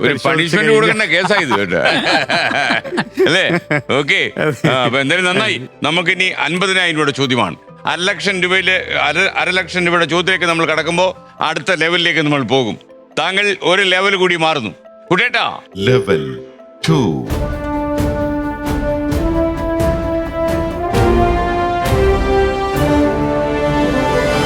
Question, please. 2022 രാജ്യത്തെ ആദ്യ സ്വകാര്യ റോക്കറ്റായ വിക്രം S വിക്ഷേപിച്ച സ്കൈറൂട്ട് എയ്റോസ്പേസ് തൽപരരായ സ്ത്രീകൾക്കായി ആരംഭിച്ച ഫെലോഷിപ്പ് ആരുടെ സ്മരണാർത്ഥമാണ് നാമകരണം ചെയ്തിരിക്കുന്നത്? Option A Kalpana Chawla, option B Indira Gandhi, option C Sarojini Naidu, option D Mrinalini Sarabhai. Kalpana Chawla കൂട്ടാമോ? Kalpana Chawla ബന്ധപ്പെട്ട ആളായതുകൊണ്ട് കൂട്ടാമെന്ന് വിശ്വസിക്കുന്നു. അപ്പൊ ഓപ്ഷൻ A കൽപ്പന ചൗള നമ്മൾ പൂട്ടുന്നു. ഓക്കെ അല്ലേ? കൂട്ടാം. എന്തായാലും വരുന്നിടത്ത് വെച്ച് കാണാം അല്ലേ? 1,00,000 രൂപ നമ്മൾ എന്തെല്ലാം കണ്ടിരിക്കുന്നു. ഓക്കെ, അപ്പൊ കൽപ്പന ചൗള നമ്മൾ പൂട്ടി. അപ്പൊ നമ്മുടെ കൈതാരൻ സാറിന്റെ മുഖത്ത് സന്തോഷമാണോ പൂട്ടിയപ്പോ? സന്തോഷം കാണുന്നുണ്ട്, അതുകൊണ്ട് അറിയണമല്ലോ. Okay, option A Kalpana Chawla താങ്കൾ പറഞ്ഞ ഉത്തരം ശരിയാണ്. ഇന്ത്യയിൽ ജനിച്ച് അമേരിക്കയിൽ പോയി അവിടെ വലിയ ഓസ്ട്രോണട്ടായി അവസാനം ആദ്യത്തെ ബഹിരാകാശത്തേക്ക് യാത്ര ചെയ്ത് ദുരന്തമായി മരിച്ചു. 40 വയസ്സിൽ മരണം സംഭവിച്ചു. കൽപ്പന ചൗള പക്ഷേ നമ്മുടെ ഒരു സ്ത്രീത്വത്തിന്റെ ഒരു കരുത്തിന്റെ പ്രതീകമാണ്, ഭാരതീയരുടെ അഭിമാനമാണല്ലോ. തീർച്ചയായിട്ടും. അപ്പൊ എന്തായാലും കൽപ്പന ചൗളയെ സഹായിച്ച് നമുക്ക് 1,00,000 രൂപയുടെ ഉത്തരത്തിലെത്തി നമ്മൾ. ഓക്കെ, നമ്മൾ ഇനി അടുത്ത ചോദ്യത്തിലേക്ക് പോകുന്നു. 60,000 രൂപയുടെ ചോദ്യമാണ്. 60,000 ക്വസ്റ്റ്യൻ. ഒരു ഓടിയെ കേൾപ്പിച്ചിരുത്തോങ്ങേ. പ്ലേ.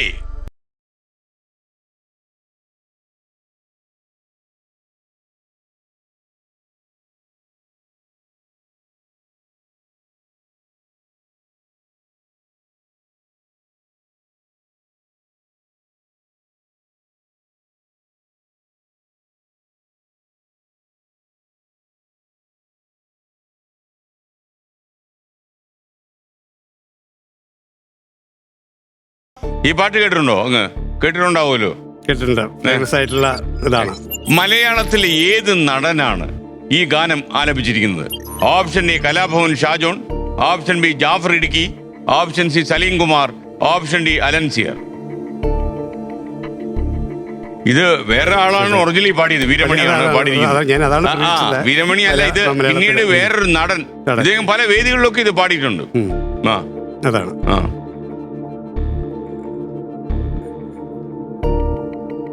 അങ്ങേക്ക് സഹായത്തിന് വേണമെങ്കിൽ പിടിവള്ളികളുണ്ട്. 2 എണ്ണം അവിടെയുണ്ട്, ഒരെണ്ണം ഇവിടെയുണ്ട്. എടുക്കണോ? പിടിവള്ളി എടുക്കണോ? വേണമെങ്കിൽ ഒന്നെടുക്കാം.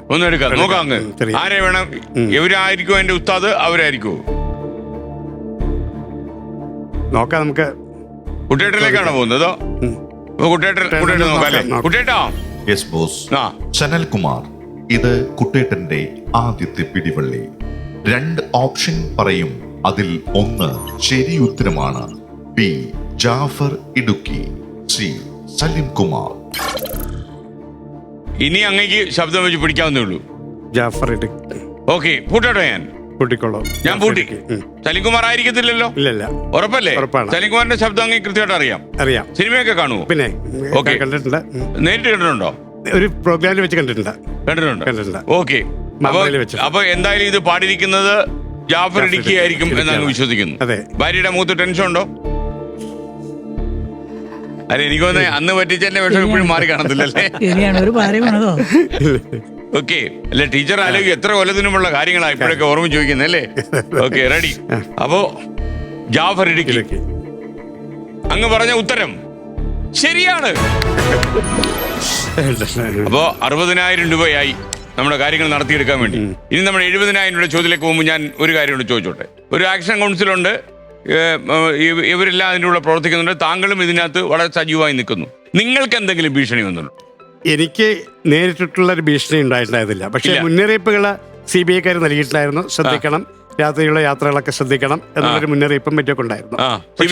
അതെ, CBI തുടക്കത്തിൽ തന്നെ അന്വേഷണ ഉദ്യോഗസ്ഥന്മാർ പറഞ്ഞിട്ടുണ്ടായിരുന്നു. പക്ഷെ ഞങ്ങൾ ആദ്യത്തെ ഇത് സംഭവം നടന്നിട്ടുള്ള ആദ്യത്തെ അഭിമുഖത്തിൽ തന്നെ അത് ഏതറ്റം വരെയാണെന്നുണ്ടെങ്കിലും ഇതിനകത്ത് കുറ്റക്കാരെ കൊണ്ടുവരുന്നത് വരെ, മരണം വരെ, ഞങ്ങൾക്ക് പോലും അതിൻ്റെ ഗതി വന്നു കഴിഞ്ഞാലും ഞങ്ങൾ പിന്മാറില്ല എന്നുള്ളൊരു ഭീഷണി VM രാധാകൃഷ്ണൻ്റെ മുമ്പിൽ ഇറക്കിയിട്ടുണ്ടായിരുന്നു. ആ രീതിയിലുള്ളൊരു സ്ട്രോങ് ആയിട്ടൊരു സന്ദേശം കൊടുത്തിട്ടുണ്ടായിരുന്നു. അത് മാത്രമല്ല, പിന്നീട് മുഴുവൻ പറഞ്ഞു കഴിഞ്ഞാൽ പ്രലോഭനത്തിൻ്റെ രീതികളും മറ്റുമൊക്കെ ആയിരുന്നു. അതായത് ഞാൻ ഇവിടെ വർക്ക് ചെയ്യുന്ന സ്കൂളിലെ ആദ്യത്തെ HM ഈ രാധാകൃഷ്ണനെ വേറെ സ്കൂളിൽ പഠിപ്പിക്കുകയായിരുന്നു. 7ാം ക്ലാസ്സിലും മറ്റുമൊക്കെ പഠിപ്പിക്കുന്നുണ്ടായിരുന്നു. അദ്ദേഹത്തെ 4 പ്രാവശ്യം അദ്ദേഹത്തിൻ്റെ വീട്ടിൽ, അതായത് ഇവിടെ നിന്ന് പുല്ലുവഴിയിൽ നിന്ന് അദ്ദേഹത്തെ 3-4 പ്രാവശ്യം അടുത്ത സ്കൂളത്തെ പെരിന്തൽമണ്ണ ഭാഗത്തേക്ക് കൊണ്ടുപോയിട്ട് സനൽകുമാറിൻ്റെ വീക്ക്നെസ് എന്തൊക്കെയാണ് എന്നറിയാനും മറ്റൊക്കെ ഒരു ശ്രമം നടത്തിയിട്ടുണ്ടായിരുന്നു. പക്ഷേ വളരെ സ്ട്രേറ്റ് ഫോർവേഡാണ്. സനൽകുമാറിന് അങ്ങനെ ആ രീതിയിലൊന്നും പിടുത്തം കിട്ടില്ല എന്ന് ഹോസ്റ്റലിൽ താമസിപ്പിച്ചിട്ടാണെന്ന് പറഞ്ഞിട്ടുണ്ടായിരുന്നു. അപ്പോൾ എന്ന് പറഞ്ഞിട്ടും ആ പ്രലോഭനത്തിൽ വീഴില്ല എന്ന് പറഞ്ഞിട്ട് ഇതുണ്ടായിരുന്നു. പിന്നീട് അതിനുശേഷം ഒരിക്കൽ ഈ മാഷിൻ്റെ വീട്ടിലേക്ക് വന്ന് സാഷ്ടാംഗം നമസ്കരിക്കുന്ന ഒരു രീതി പോലും ഉണ്ടായിരുന്നു. അതൊക്കെ നമുക്ക് നൽകിയിട്ടൊരു സന്ദേശമായിട്ടാണ് തോന്നിയിട്ടുള്ളത്. ക്ഷമിക്കണം. പക്ഷേ ഇതിനകത്ത് അതായത് ഏറ്റവും ആക്ഷൻ കൗൺസിലുമായിട്ട് ബന്ധപ്പെട്ടുള്ള നിരവധി പ്രവർത്തകർക്ക് വലിയ എമൗണ്ടുകളും മറ്റുമൊക്കെ കൊടുത്ത് അവർ സ്ഥാനങ്ങളും കൊടുത്ത പിന്മാറിയിട്ടുള്ള സന്ദർഭങ്ങളും മറ്റുമൊക്കെ ഉണ്ടായിട്ടുണ്ട്. പക്ഷെ ജോയി കൈതാര്യത്തിനാണ് ഏറ്റവും ശക്തമായിട്ടുള്ള ഭീഷണി. താങ്കൾക്ക് എനിക്കൊന്ന് പോലീസ് പ്രൊട്ടക്ഷൻ ഒക്കെ തന്നെന്ന് തോന്നുന്നല്ലേ? പോലീസ് പ്രൊട്ടക്ഷനും ഒക്കെ തന്നു. നേരിട്ട് ഭീഷണി വന്നോ? ഉണ്ടായിരുന്നു. ഇപ്പൊ ആ ഭീഷണി ഇപ്പോഴും നിലനിൽക്കുന്നുണ്ട്. പാലക്കാട് ഒരു ഇലക്ഷൻ പ്രചരണ ഘട്ടത്തിൽ സ്പെഷ്യൽ ബ്രാഞ്ച് പോലീസ് ഉദ്യോഗസ്ഥന്മാർ പറഞ്ഞിരുന്നു അദ്ദേഹത്തെ അപകടപ്പെടുത്താൻ സാധ്യതയുണ്ട്, അദ്ദേഹത്തിനെ ഇങ്ങോട്ട് വരുത്തരുത് എന്ന ഒരു അന്ന് VS തന്നെ പറഞ്ഞു. VS-നോട് പറഞ്ഞു. VS കാര്യം പത്രസമ്മേളനം നടത്തി പറഞ്ഞിരുന്നു. നമ്മൾ ചില കേസുകളിൽ ഇടപെട്ട ആളുകളെല്ലാം കൂടി ഒരു കോൺഗ്രിഗേഷൻ ഉണ്ടാക്കിയിട്ടുണ്ടായിരുന്നു, ഒരു യോജിപ്പ്, അങ്ങനെ ഒരു പ്രശ്നം ഉണ്ടായിരുന്നു. പക്ഷെ നമ്മൾ ഇലക്ഷൻ പ്രചരണത്തിൽ VSന്റെ പ്രവർത്തനങ്ങൾ കക്ഷി രാഷ്ട്രീയത്തിന് അതീതമായി അദ്ദേഹത്തിൻ്റെ നിലപാടിനോടുള്ള പ്രതിബദ്ധതയാണ് നമ്മൾ പ്രകടിപ്പിച്ചത്. നമ്മൾ അവിടെ പ്രവർത്തിച്ചു. അപ്പോൾ പോലീസ് സംരക്ഷണം ഓർഡർ ചെയ്തിരുന്നു. RTI ആക്ട് പ്രകാരമുള്ള വിസിൽ ബ്ലോവർ എന്ന് പറഞ്ഞാണ് അതുണ്ടായത്. പക്ഷെ ഞാൻ പറഞ്ഞു വേണ്ടെന്ന് പറഞ്ഞു, പോലീസ് സംരക്ഷണം വേണ്ട, എനിക്ക് വേണ്ടി പോലീസ് സംരക്ഷണം നൽകുന്ന പണം കൊണ്ട് നീതി നിഷേധിക്കപ്പെടുന്ന ആളുകളുടെ നീതി കിട്ടാൻ വേണ്ടി അതെ പറഞ്ഞു. ഇപ്പൊ VSന്റെ ഒരു അഭാവം, അദ്ദേഹത്തിന്റെ ഒരു പ്രസൻസ് നമുക്കില്ലല്ലോ ഇപ്പം. എന്ന് വെച്ചാൽ നമുക്കിപ്പോ ഈ കേസിൽ ഒന്നും സംസാരിക്കാനൊന്നും കഴിയുന്നില്ല. അപ്പൊ അതെങ്ങനെയാ അങ്ങേ ബാധിക്കുന്നത്? VS നമുക്ക് തന്നിട്ടുള്ള ഒരു ബോധ്യവും ഒരു ആവേശമുണ്ട്, ഒരു കരുത്തുണ്ട്. ആ കരുത്ത് നമ്മുടെ ഉള്ളിലുണ്ട്. നമുക്കതൊന്നും ആ കരുത്ത് ഒരിക്കലും ചോർന്നു പോകാതെ നമ്മളിലുണ്ട്. അതുകൊണ്ട് നിർഭയനായി പ്രവർത്തിക്കാൻ കഴിയുന്നു. ഒരു മനുഷ്യാവകാശ പ്രവർത്തനം എന്നുള്ളതല്ലേ അങ്ങയുടെ ഒരു വിശ്വാസം എന്താണ്? യഥാർത്ഥത്തിൽ ഈ ഇനിയും അന്വേഷണ ഏജൻസികൾ ചിലപ്പോൾ വരാം, കേസുകൾ വീണ്ടും അന്വേഷിക്കപ്പെടാം. അപ്പൊ ഈ സത്യം കണ്ടുപിടിക്കാൻ കഴിയും സമീപഭാവിയിൽ എന്നങ്ങ് വിചാരിക്കുന്നുണ്ടോ? കാലം പല മാറ്റങ്ങളും ഉണ്ടാക്കുമല്ലോ സർ. നമ്മള് എല്ലാ എനിക്ക് തോന്നുന്നത് നമ്മുടെ ഈ വർഗീസ് കൊല്ലപ്പെട്ടത് ഞാൻ വെടിവെച്ചിട്ടാണെന്ന് പിന്നീട് രാമചന്ദ്രൻ നായർ പറഞ്ഞല്ലോ, എത്രയോ പതിറ്റാണ്ടുകൾക്ക് ശേഷം. മാത്രമല്ല അദ്ദേഹത്തിന് അപ്പൊ പറയേണ്ട യാതൊരു കാര്യമില്ല. അതേ ഒരു രാവിലെ എഴുന്നേറ്റ് ഇന്നങ്ങ് പറയുകയായിരുന്നു എന്ന് പറഞ്ഞതുപോലെ ഈ കാലം ചിലപ്പോ അല്ലെ വലിയ മാറ്റങ്ങൾ കൊണ്ടുവരും എന്ന് വിശ്വസിക്കുന്നു. ആ ദിവസം വരട്ടെ, തീർച്ചയായും. അപ്പൊ നമുക്ക് മത്സരം നമ്മൾ തുടരുകയാണ്. Thank you. Okay, ready? നമ്മളിനി അടുത്ത ചോദ്യത്തിലേക്ക്. Question please. നമ്മളിനി 70,000 രൂപയുടെ ചോദ്യത്തിലേക്കാണ് നമ്മൾ കടക്കുന്നത്. മാരത്തൺ എന്ന സ്ഥലം ഏത് രാജ്യത്താണ്? Option A Mongolia, option B Greece, option C China, option D Italy.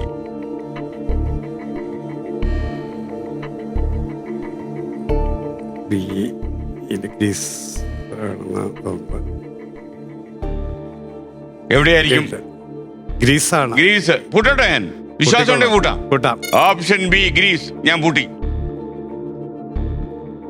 Doctor സനൽകുമാറിന്റെ PhD ഗവേഷണ വിഷയം എന്തായിരുന്നു? പ്രാചീന ചരിത്രത്തെ geographical analysis of ancient Venginad kingdom region of Palakkad. പാലക്കാടായിരുന്നു ഫോക്കസ്. പാലക്കാടിനാണ്. പാലക്കാട് നിന്ന് 40,000 വർഷം മുതൽ അടുത്ത കാലം വരെയുള്ള എല്ലാ ചരിത്ര കണ്ടെത്തലുകളും നടത്തിയിട്ടുണ്ടായിരുന്നു.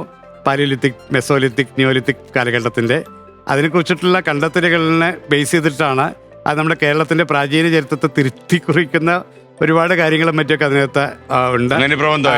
അതുണ്ട്. അതിനെക്കുറിച്ചുള്ളൊരു മലയാളത്തിലുള്ളൊരു ബുക്ക് 500 പേജുള്ളൊരു ബുക്ക് ഇപ്പോൾ എഴുതി കഴിഞ്ഞിട്ടുണ്ട്. അത് പബ്ലിഷ് ചെയ്യാൻ ഈ ഒരു ഇഷ്യൂ ഒക്കെ കൊണ്ടുവന്നിട്ട് വൈകിട്ടായിരുന്നു. പക്ഷേ 100% എഴുതി കഴിഞ്ഞിട്ടുണ്ട്. അതിൻ്റെ എഡിറ്റിംഗ് നടന്നുകൊണ്ടിരിക്കുകയാണ്. അധികം വൈകാതെ അത് പബ്ലിഷ് ചെയ്യുന്നുണ്ട്.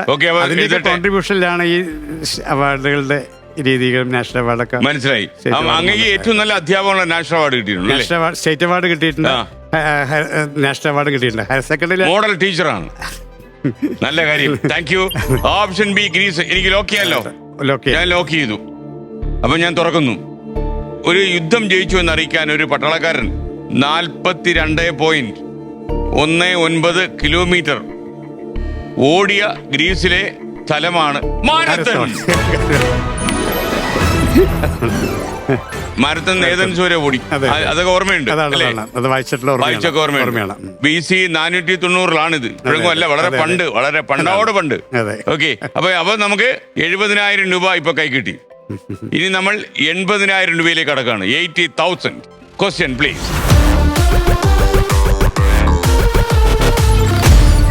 ഏത് സംസ്ഥാനത്തിന്റെ ഔദ്യോഗിക ചിഹ്നത്തിലാണ് ഒരു ബോധിവൃക്ഷവും 2 ജപമാലകളും ഉള്ളത്? Option A Chhattisgarh, option B Odisha, option C Bihar, option D Jharkhand. Bihar വരുന്നുണ്ട്. ബീഹാർ ബോധിവൃക്ഷം എന്ന് പറയുമ്പോൾ ബുദ്ധൻ്റെതുമായിട്ട് ബന്ധപ്പെട്ടിട്ടാണല്ലോ. അപ്പൊ ബീഹാർ ആയിരിക്കും. പൂട്ടട്ടെ? Option C Bihar. ബോധിവൃക്ഷ തണലൊക്കെ ബുദ്ധനുമായിട്ട് മാത്രമേ നമുക്ക് ബന്ധപ്പെടുത്താൻ പറ്റൂ അല്ലേ? ഓക്കെ, ഞാൻ ലോക്ക് ചെയ്തു. തുറക്കാമല്ലോ? ധൈര്യമായിട്ട് തുറക്കാം. ഇനി ഒന്നും നോക്കാനില്ല. കൈതാര സാറിനെ നോക്കട്ടെ കാര്യമില്ല. Okay, option C Bihar. താങ്കൾ പറഞ്ഞ ഉത്തരം ശരി തെറ്റ്? ശരിയാണ്. 1935 ഇത് ഉണ്ടായിരിക്കുന്നത്. ഇപ്പൊ നമുക്ക് 80,000 രൂപയായി. ഈ അടുത്ത കാലത്തൊക്കെ കാശിന് ക്ഷാമമുണ്ട്, അതെല്ലാം ഇപ്പൊ ഇവിടെ തീർന്നുകൊണ്ടിരിക്കുകയാണ്. ഓക്കെ, അപ്പൊ നമ്മുടെ കൈതരാതെ വിചാരിക്കും അങ്ങനെയാണെങ്കിൽ പിന്നെ എല്ലാ ദിവസവും ഇവിടെ മത്സരിച്ചാലോ അല്ലേ? ഓക്കെ, നമ്മൾ ഈ സന്ദേശം എത്തിക്കുക എന്നുള്ളതാണ് അതെ അല്ല തീർച്ചയായിട്ടും എനിക്കറിയാം. അല്ല ഇവിടെ കിട്ടുന്ന പ്രൈസ് മണി ഒന്നും അല്ല, നിങ്ങളൊക്കെ എടുത്തിട്ടുള്ള സ്ട്രെയിൻ മാത്രമല്ല. എനിക്കൊന്ന് ഈ അഴിമതിക്കാരും രാഷ്ട്രീയക്കാരും എല്ലാം കൂടെ ഒന്നിച്ചു ചേർന്ന് ഈ നാട്ടിലുണ്ടാക്കുന്ന ഈ പ്രശ്നങ്ങളുടെ രൂക്ഷത ഞാൻ അന്ന് സംസാരിക്കുമ്പോൾ ആലോചിക്കുകയായിരുന്നു. കാര്യങ്ങളൊക്കെ നേരെ നടന്നു പോകണമെന്ന് ആഗ്രഹിക്കുന്ന മാധ്യമപ്രവർത്തകരിൽ ഒരാളാണ് ഞാനും. അപ്പം നമുക്കൊക്കെ കേൾക്കുമ്പോഴേ കാരണം നമ്മുടെ നിസ്സഹായമായി പോകുന്ന ചുറ്റുപാടാണ് നമുക്ക്. കാരണം സ്വന്തം സഹോദരനും 2 കുട്ടികളും ഇങ്ങനെ തൂങ്ങി നിൽക്കുന്നു എന്നൊക്കെ പറയുന്ന ഒരു സഹോദരൻ, ആ കേൾക്കുന്ന ഒരു സഹോദരൻ, പിന്നീട് അദ്ദേഹത്തിന്റെ ഭാര്യ മരിക്കുന്നു, അത് കേസുമായിട്ട് ബന്ധപ്പെട്ട എല്ലാവരും മരിക്കുന്നു, എല്ലാവർക്കും ഓരോ പ്രശ്നം. എന്നിട്ട് വിജിലൻസ് കേസുകൾ പോലും മുന്നോട്ട് കൊണ്ടുപോകേണ്ട ഗതികേട് ശശീന്ദ്രന്റെ കുടുംബത്തിന് വന്നല്ലോ എന്നുള്ളതാണ്. അതെ അതെ, ഇത് യഥാർത്ഥത്തിൽ എപ്പോഴും ഇങ്ങനെയുള്ള സംഭവം ഉണ്ടാകും. സ്റ്റേറ്റാണ് വാദി, അതാണ്. ഇതിപ്പോ നിങ്ങൾ വാദിയായി മാറുന്നു അല്ലേ? അപ്പൊ അങ്ങനെ ഒരു സാഹചര്യം അതല്ല, ഈ നിയമങ്ങളൊക്കെ നോക്കൂത്തികളാകും. പക്ഷെ അങ്ങ് വിഷമിക്കരുത്. കാരണം എന്താ അറിയോ, ഇത് ഞാനും നമ്മൾ അവരോട് സംസാരിക്കുമ്പോൾ പറഞ്ഞ പോലെ എത്ര കാലം കഴിഞ്ഞാലും ഈ ക്രിമിനൽ കുറ്റം ഒരാൾ ചെയ്തിട്ടുണ്ടെങ്കിൽ അവൻ പുറത്തു വരും. ഇപ്പൊ നമ്മൾ ഈ സംസാരിക്കുമ്പോൾ തന്നെ ഇത് കേൾക്കുന്ന ഒരാൾ ഇതിനകത്ത് ഇൻവോൾവ് ചെയ്തിട്ടുണ്ടെങ്കിൽ അവന് ടെൻഷൻ കൂടും. പിന്നെയും പിന്നെ ആൾക്കാരുടെ ഓർമ്മയിലേക്ക് ചകഞ്ഞ് നമ്മൾ സംഭവങ്ങൾ കൊണ്ടുവരിക. എല്ലാവരും ചോദിക്കുന്ന കാര്യം ഇത് തന്നെയാണ്. എപ്പോൾ ചോദിച്ചാൽ കേസിന്റെ കാര്യം എന്തായി എന്നുള്ളൊരു ചോദ്യമുണ്ട്. ആ എന്തായി എന്നുള്ളത് ശരിക്കും പറഞ്ഞാൽ സർക്കാരുകൾ കണ്ണടച്ചു കഴിഞ്ഞാൽ അല്ലെങ്കിൽ തീരുമാനം എടുത്തു കഴിഞ്ഞാൽ ഇപ്പോഴും വിശ്വസിക്കുന്നതും ആ ഫോറൻസിക് റിപ്പോർട്ടിൽ വന്നതും ആ 2 കുഞ്ഞുങ്ങൾക്ക് വിഷം കൊടുത്തിട്ട് കെട്ടി തൂക്കിയതാണെന്നാണ്. അത് വിഷം കൊടുത്തു എന്നുള്ള രീതിയിലല്ല ഇത്. ഫോറൻസിക് അങ്ങനെ വന്നിരുന്നോ? ഫോറൻസിക്കിൽ ആ രീതിയിലല്ല. ഫോറൻസിക്കുകാർ വന്നിട്ടുണ്ടായിരുന്നത് ഫുഡും മറ്റൊക്കെ ഇവിടെ ഉണ്ടായിരുന്നു. ഫുഡ് പാചകം ചെയ്ത് വെച്ചിട്ടുണ്ടായിരുന്നതാണ്. പക്ഷേ ശശീന്ദ്രൻ, അതായത് കുട്ടികളുടെ ഈ റിപ്പോർട്ട് പ്രകാരം ഫോറൻസിക് റിപ്പോർട്ടിനകത്ത് ഇത് കൊലപാതക സാധ്യത തന്നെയാണ് എന്നുള്ള റിപ്പോർട്ട് തന്നെയാണ് പറഞ്ഞിട്ടുള്ളത്. അതായത് സ്റ്റേറ്റ് ഗവൺമെന്റിന്റെ ആ ഫോറൻസിക് റിപ്പോർട്ടിന്റെ അതിനകത്ത് ചിലത് പൂഴ്ത്തിവെക്കുന്ന പത്രത്തിലെ ഫ്രണ്ട് പേജിലൊക്കെ വാർത്ത വന്നു തന്നെയാണ് കൊലപാതക സാധ്യത എന്ന് പറഞ്ഞാൽ. ഞങ്ങളൊക്കെ അതിൻ്റെ കോപ്പികളൊക്കെ എടുത്തു വെച്ചിട്ടുണ്ടായിരുന്നു. പക്ഷേ എന്നിട്ടും മാറുന്നതിൻ്റെ പിന്നിൽ ഇത് ആത്മഹത്യ തന്നെയാണ് എന്ന് വരുത്തി തീർക്കാനുള്ള ബോധപൂർവമായിട്ടുള്ള ശ്രമങ്ങളാണ്. അപ്പോൾ മാത്രമേ ഇത് ഈ മലബാർ സിംസിലെ അഴിമതി കേസുകളിലുള്ള പ്രതികളെയും രക്ഷപ്പെടുത്താൻ പറ്റുള്ളൂ. അതുകൊണ്ടാണ് മലബാർ സിംസിലെ അഴിമതി കേസുകൾ CBI അന്വേഷിക്കേണ്ടതില്ല, കുറ്റവാളികൾ ശിക്ഷിക്കപ്പെടേണ്ടതില്ല, വിസ്താരത്തിൽ കൊണ്ടുപോകേണ്ടതില്ല എന്ന് സർക്കാർ തീരുമാനമെടുത്ത് ഇതെന്തെങ്കിലും ഒരു കുടുംബ പ്രശ്നം മൂലമാണെന്ന് വരുത്തി തീർക്കാനുള്ള ഗൂഢമായ ശ്രമമാണ്. നമ്മളിനി 1 ലക്ഷം രൂപയുടെ ചോദ്യത്തിലാണ് കിടക്കുന്നത്. കുട്ടേട്ടാ, നമ്മൾ അടുത്ത ലെവലിലേക്ക് പോകുന്നു. ലെവൽ 3.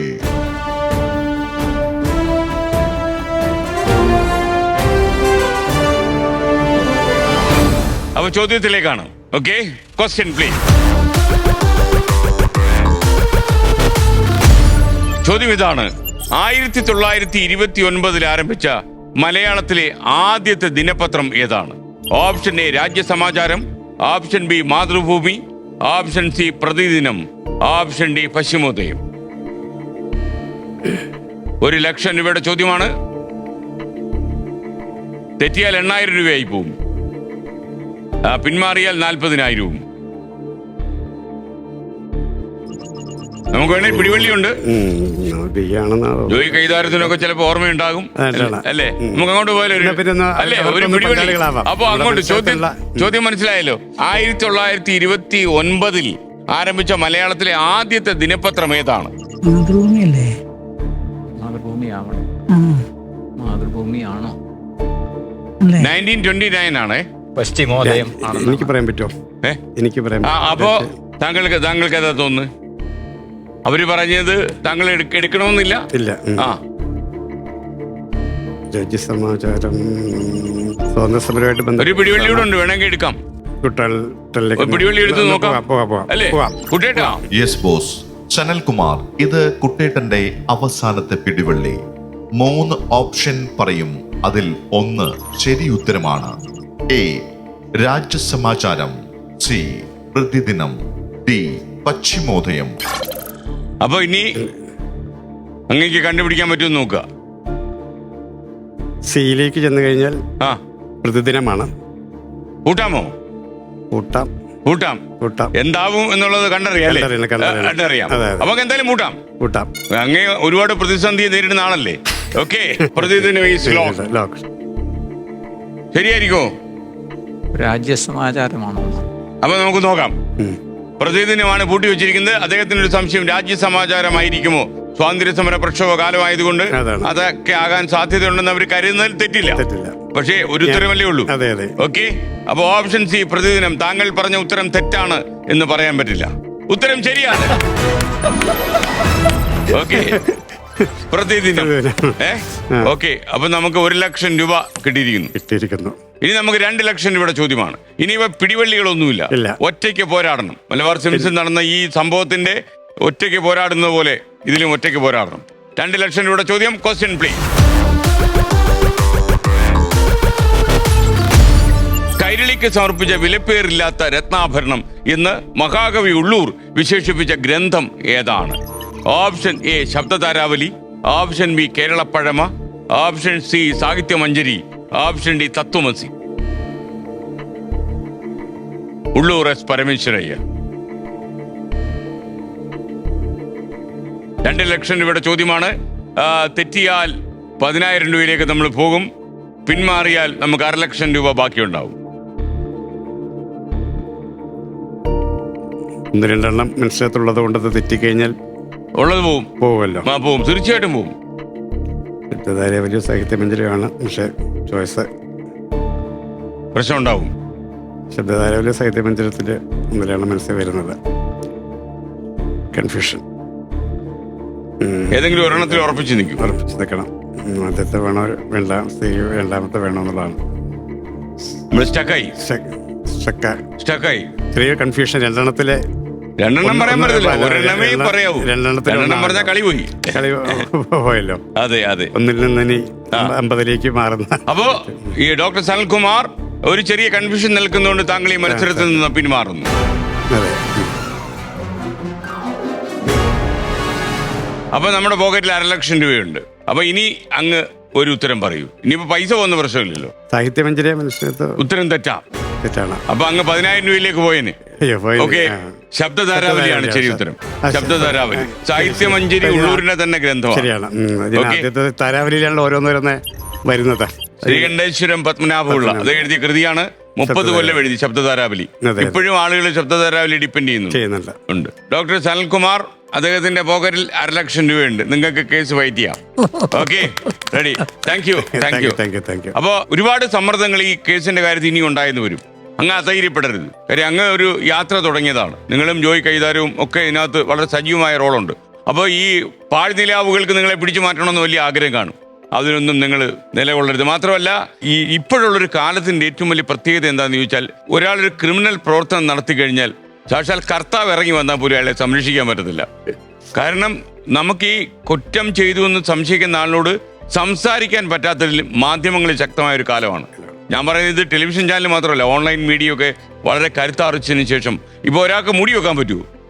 ഒരു ചാനൽ മൂടി വെച്ചാൽ അടുത്ത ചാനൽ ഇറങ്ങും, അല്ലെങ്കിൽ ഓൺലൈനിൽ വരും. അതുകൊണ്ട് അങ്ങ് മുന്നോട്ട് പോവുക. തീർച്ചയായിട്ടും മുന്നോട്ട് പോവുക. ധാർമ്മികമായിട്ടുള്ള ശരി ഏതാണോ അതിന്റെ സത്യം സത്യം പുറത്തു വരട്ടെ. അതിനകത്ത് അതാണ് നമ്മുടെ ആഗ്രഹം. അതാണ് പല തരത്തിലുള്ള ഈ പോരാട്ടം നടത്തുന്നതിനിടയിൽ അച്ഛനും മരിച്ചു അല്ലെ? അമ്മയും മരിച്ചു. അച്ഛൻ സജീവമായിട്ട് പോരാടിയോ? അച്ഛൻ തീർച്ചയായിട്ടും. അച്ഛൻ എന്ന് പറഞ്ഞാല് പഴയ ഗാന്ധിയൻ മൂല്യങ്ങളിലൊക്കെ വിശ്വസിക്കുന്ന. അച്ഛൻ മരിച്ചത് 2015. അമ്മ മരിച്ചതോ? അല്ല, അച്ഛനാണ് 2018 അച്ഛൻ മരിച്ചത്. അമ്മ മരിച്ചതോ? അമ്മ 2015 അമ്മയാണ് ആദ്യം മരിച്ചിട്ടുണ്ടായിരുന്നു. ഇതിന് ഏറ്റവും കൂടുതൽ വേദനകളും മറ്റുമൊക്കെ സ്വാഭാവികമായിട്ട് മാതൃഹൃദയമാണല്ലോ തട്ടുന്നത്. പിന്നെ അതിനുശേഷം ഇതായിട്ടാണ് അമ്മ മരിച്ചതിന് ശേഷം ഇങ്ങനൊരു ദുരന്തം ഉണ്ടായിരുന്ന ഒരു അമ്മയ്ക്ക് താങ്ങാൻ പറ്റും. അതാണ്. പിന്നീട് അച്ഛൻ എപ്പോഴും മകനെക്കുറിച്ചുള്ള കവിതകളടക്കം അതൊക്കെ എഴുതിയിട്ടൊക്കെ ഉണ്ടായിരുന്നു ശരിക്കും പറഞ്ഞു കഴിഞ്ഞാല്. പിന്നെ അച്ഛനും ആ ഒരു പ്രയാസം തന്നെയാണ്. എന്തായി എന്ന് പറയുമ്പോൾ എപ്പോഴും ജോയ് സാറിനെ കണ്ടു കഴിഞ്ഞാലും ചോദിക്കുന്നത് ഒന്നും ആയില്ല അല്ലേ, കേസിൻ്റെ കാര്യം ഒന്നും ആയില്ല അല്ലേ എന്ന് ചോദിക്കുന്ന ഒരു അവസ്ഥയായിരുന്നു ഏത് സ്റ്റേജിലായിരുന്ന സമയത്തും. അപ്പം അവർക്കൊരു അവർ ജീവിച്ചിരിക്കുന്ന സമയത്ത് നമ്മൾ പോരാടി വിജയിക്കണം എന്നുള്ളൊരു ആഗ്രഹമുണ്ടായിരുന്നു. സത്യം നിങ്ങളുടെ ഭാഗത്താണെങ്കിൽ ഇന്നല്ലെങ്കിൽ നാളെ അത് പുറത്തു വരും, പുറത്ത് വരണം. തീർച്ചയായിട്ടും. ഇനി നമ്മൾ താഴേക്ക് പോകുന്നു. കുട്ടേട്ടാ, നമ്മളെ ഒന്ന് താഴെ ഇറക്കുക.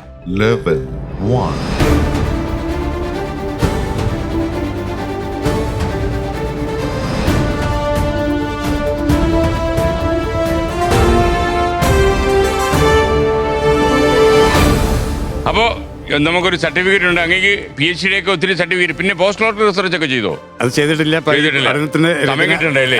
പോരാട്ടം കഴിഞ്ഞ് സമയം കിട്ടത്തില്ല. എന്തായാലും ഈ സർട്ടിഫിക്കറ്റ് ഫ്രെയിം ചെയ്ത് ലാമിനേറ്റ് ചെയ്ത് അവിടെ വെക്കുക. തീർച്ചയായിട്ടും കുറെ കാലം കഴിഞ്ഞ് ചിലപ്പോൾ അങ്ങനെ വീട്ടിൽ നമ്മൾ സന്ദർശനം നടത്തുമ്പോഴേ ഇതുണ്ടോന്നല്ലേ നമ്മൾ നോക്കൂ. തീർച്ചയായിട്ടും. Okay, thank you, well done.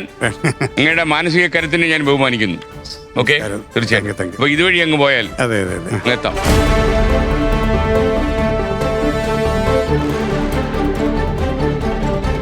സത്യം എത്ര ചാരം മൂടിക്കിടന്നാലും ഇന്നല്ലെങ്കിൽ നാളെ അത് പുറത്തു വരും. അങ്ങനെ വിശ്വസിക്കാനാണ് എനിക്കെപ്പോഴും ഇഷ്ടം. ഈ കേസിലും അത് തന്നെ ഉണ്ടാകുമെന്ന പ്രതീക്ഷയോടെ ഗുഡ് ബൈ.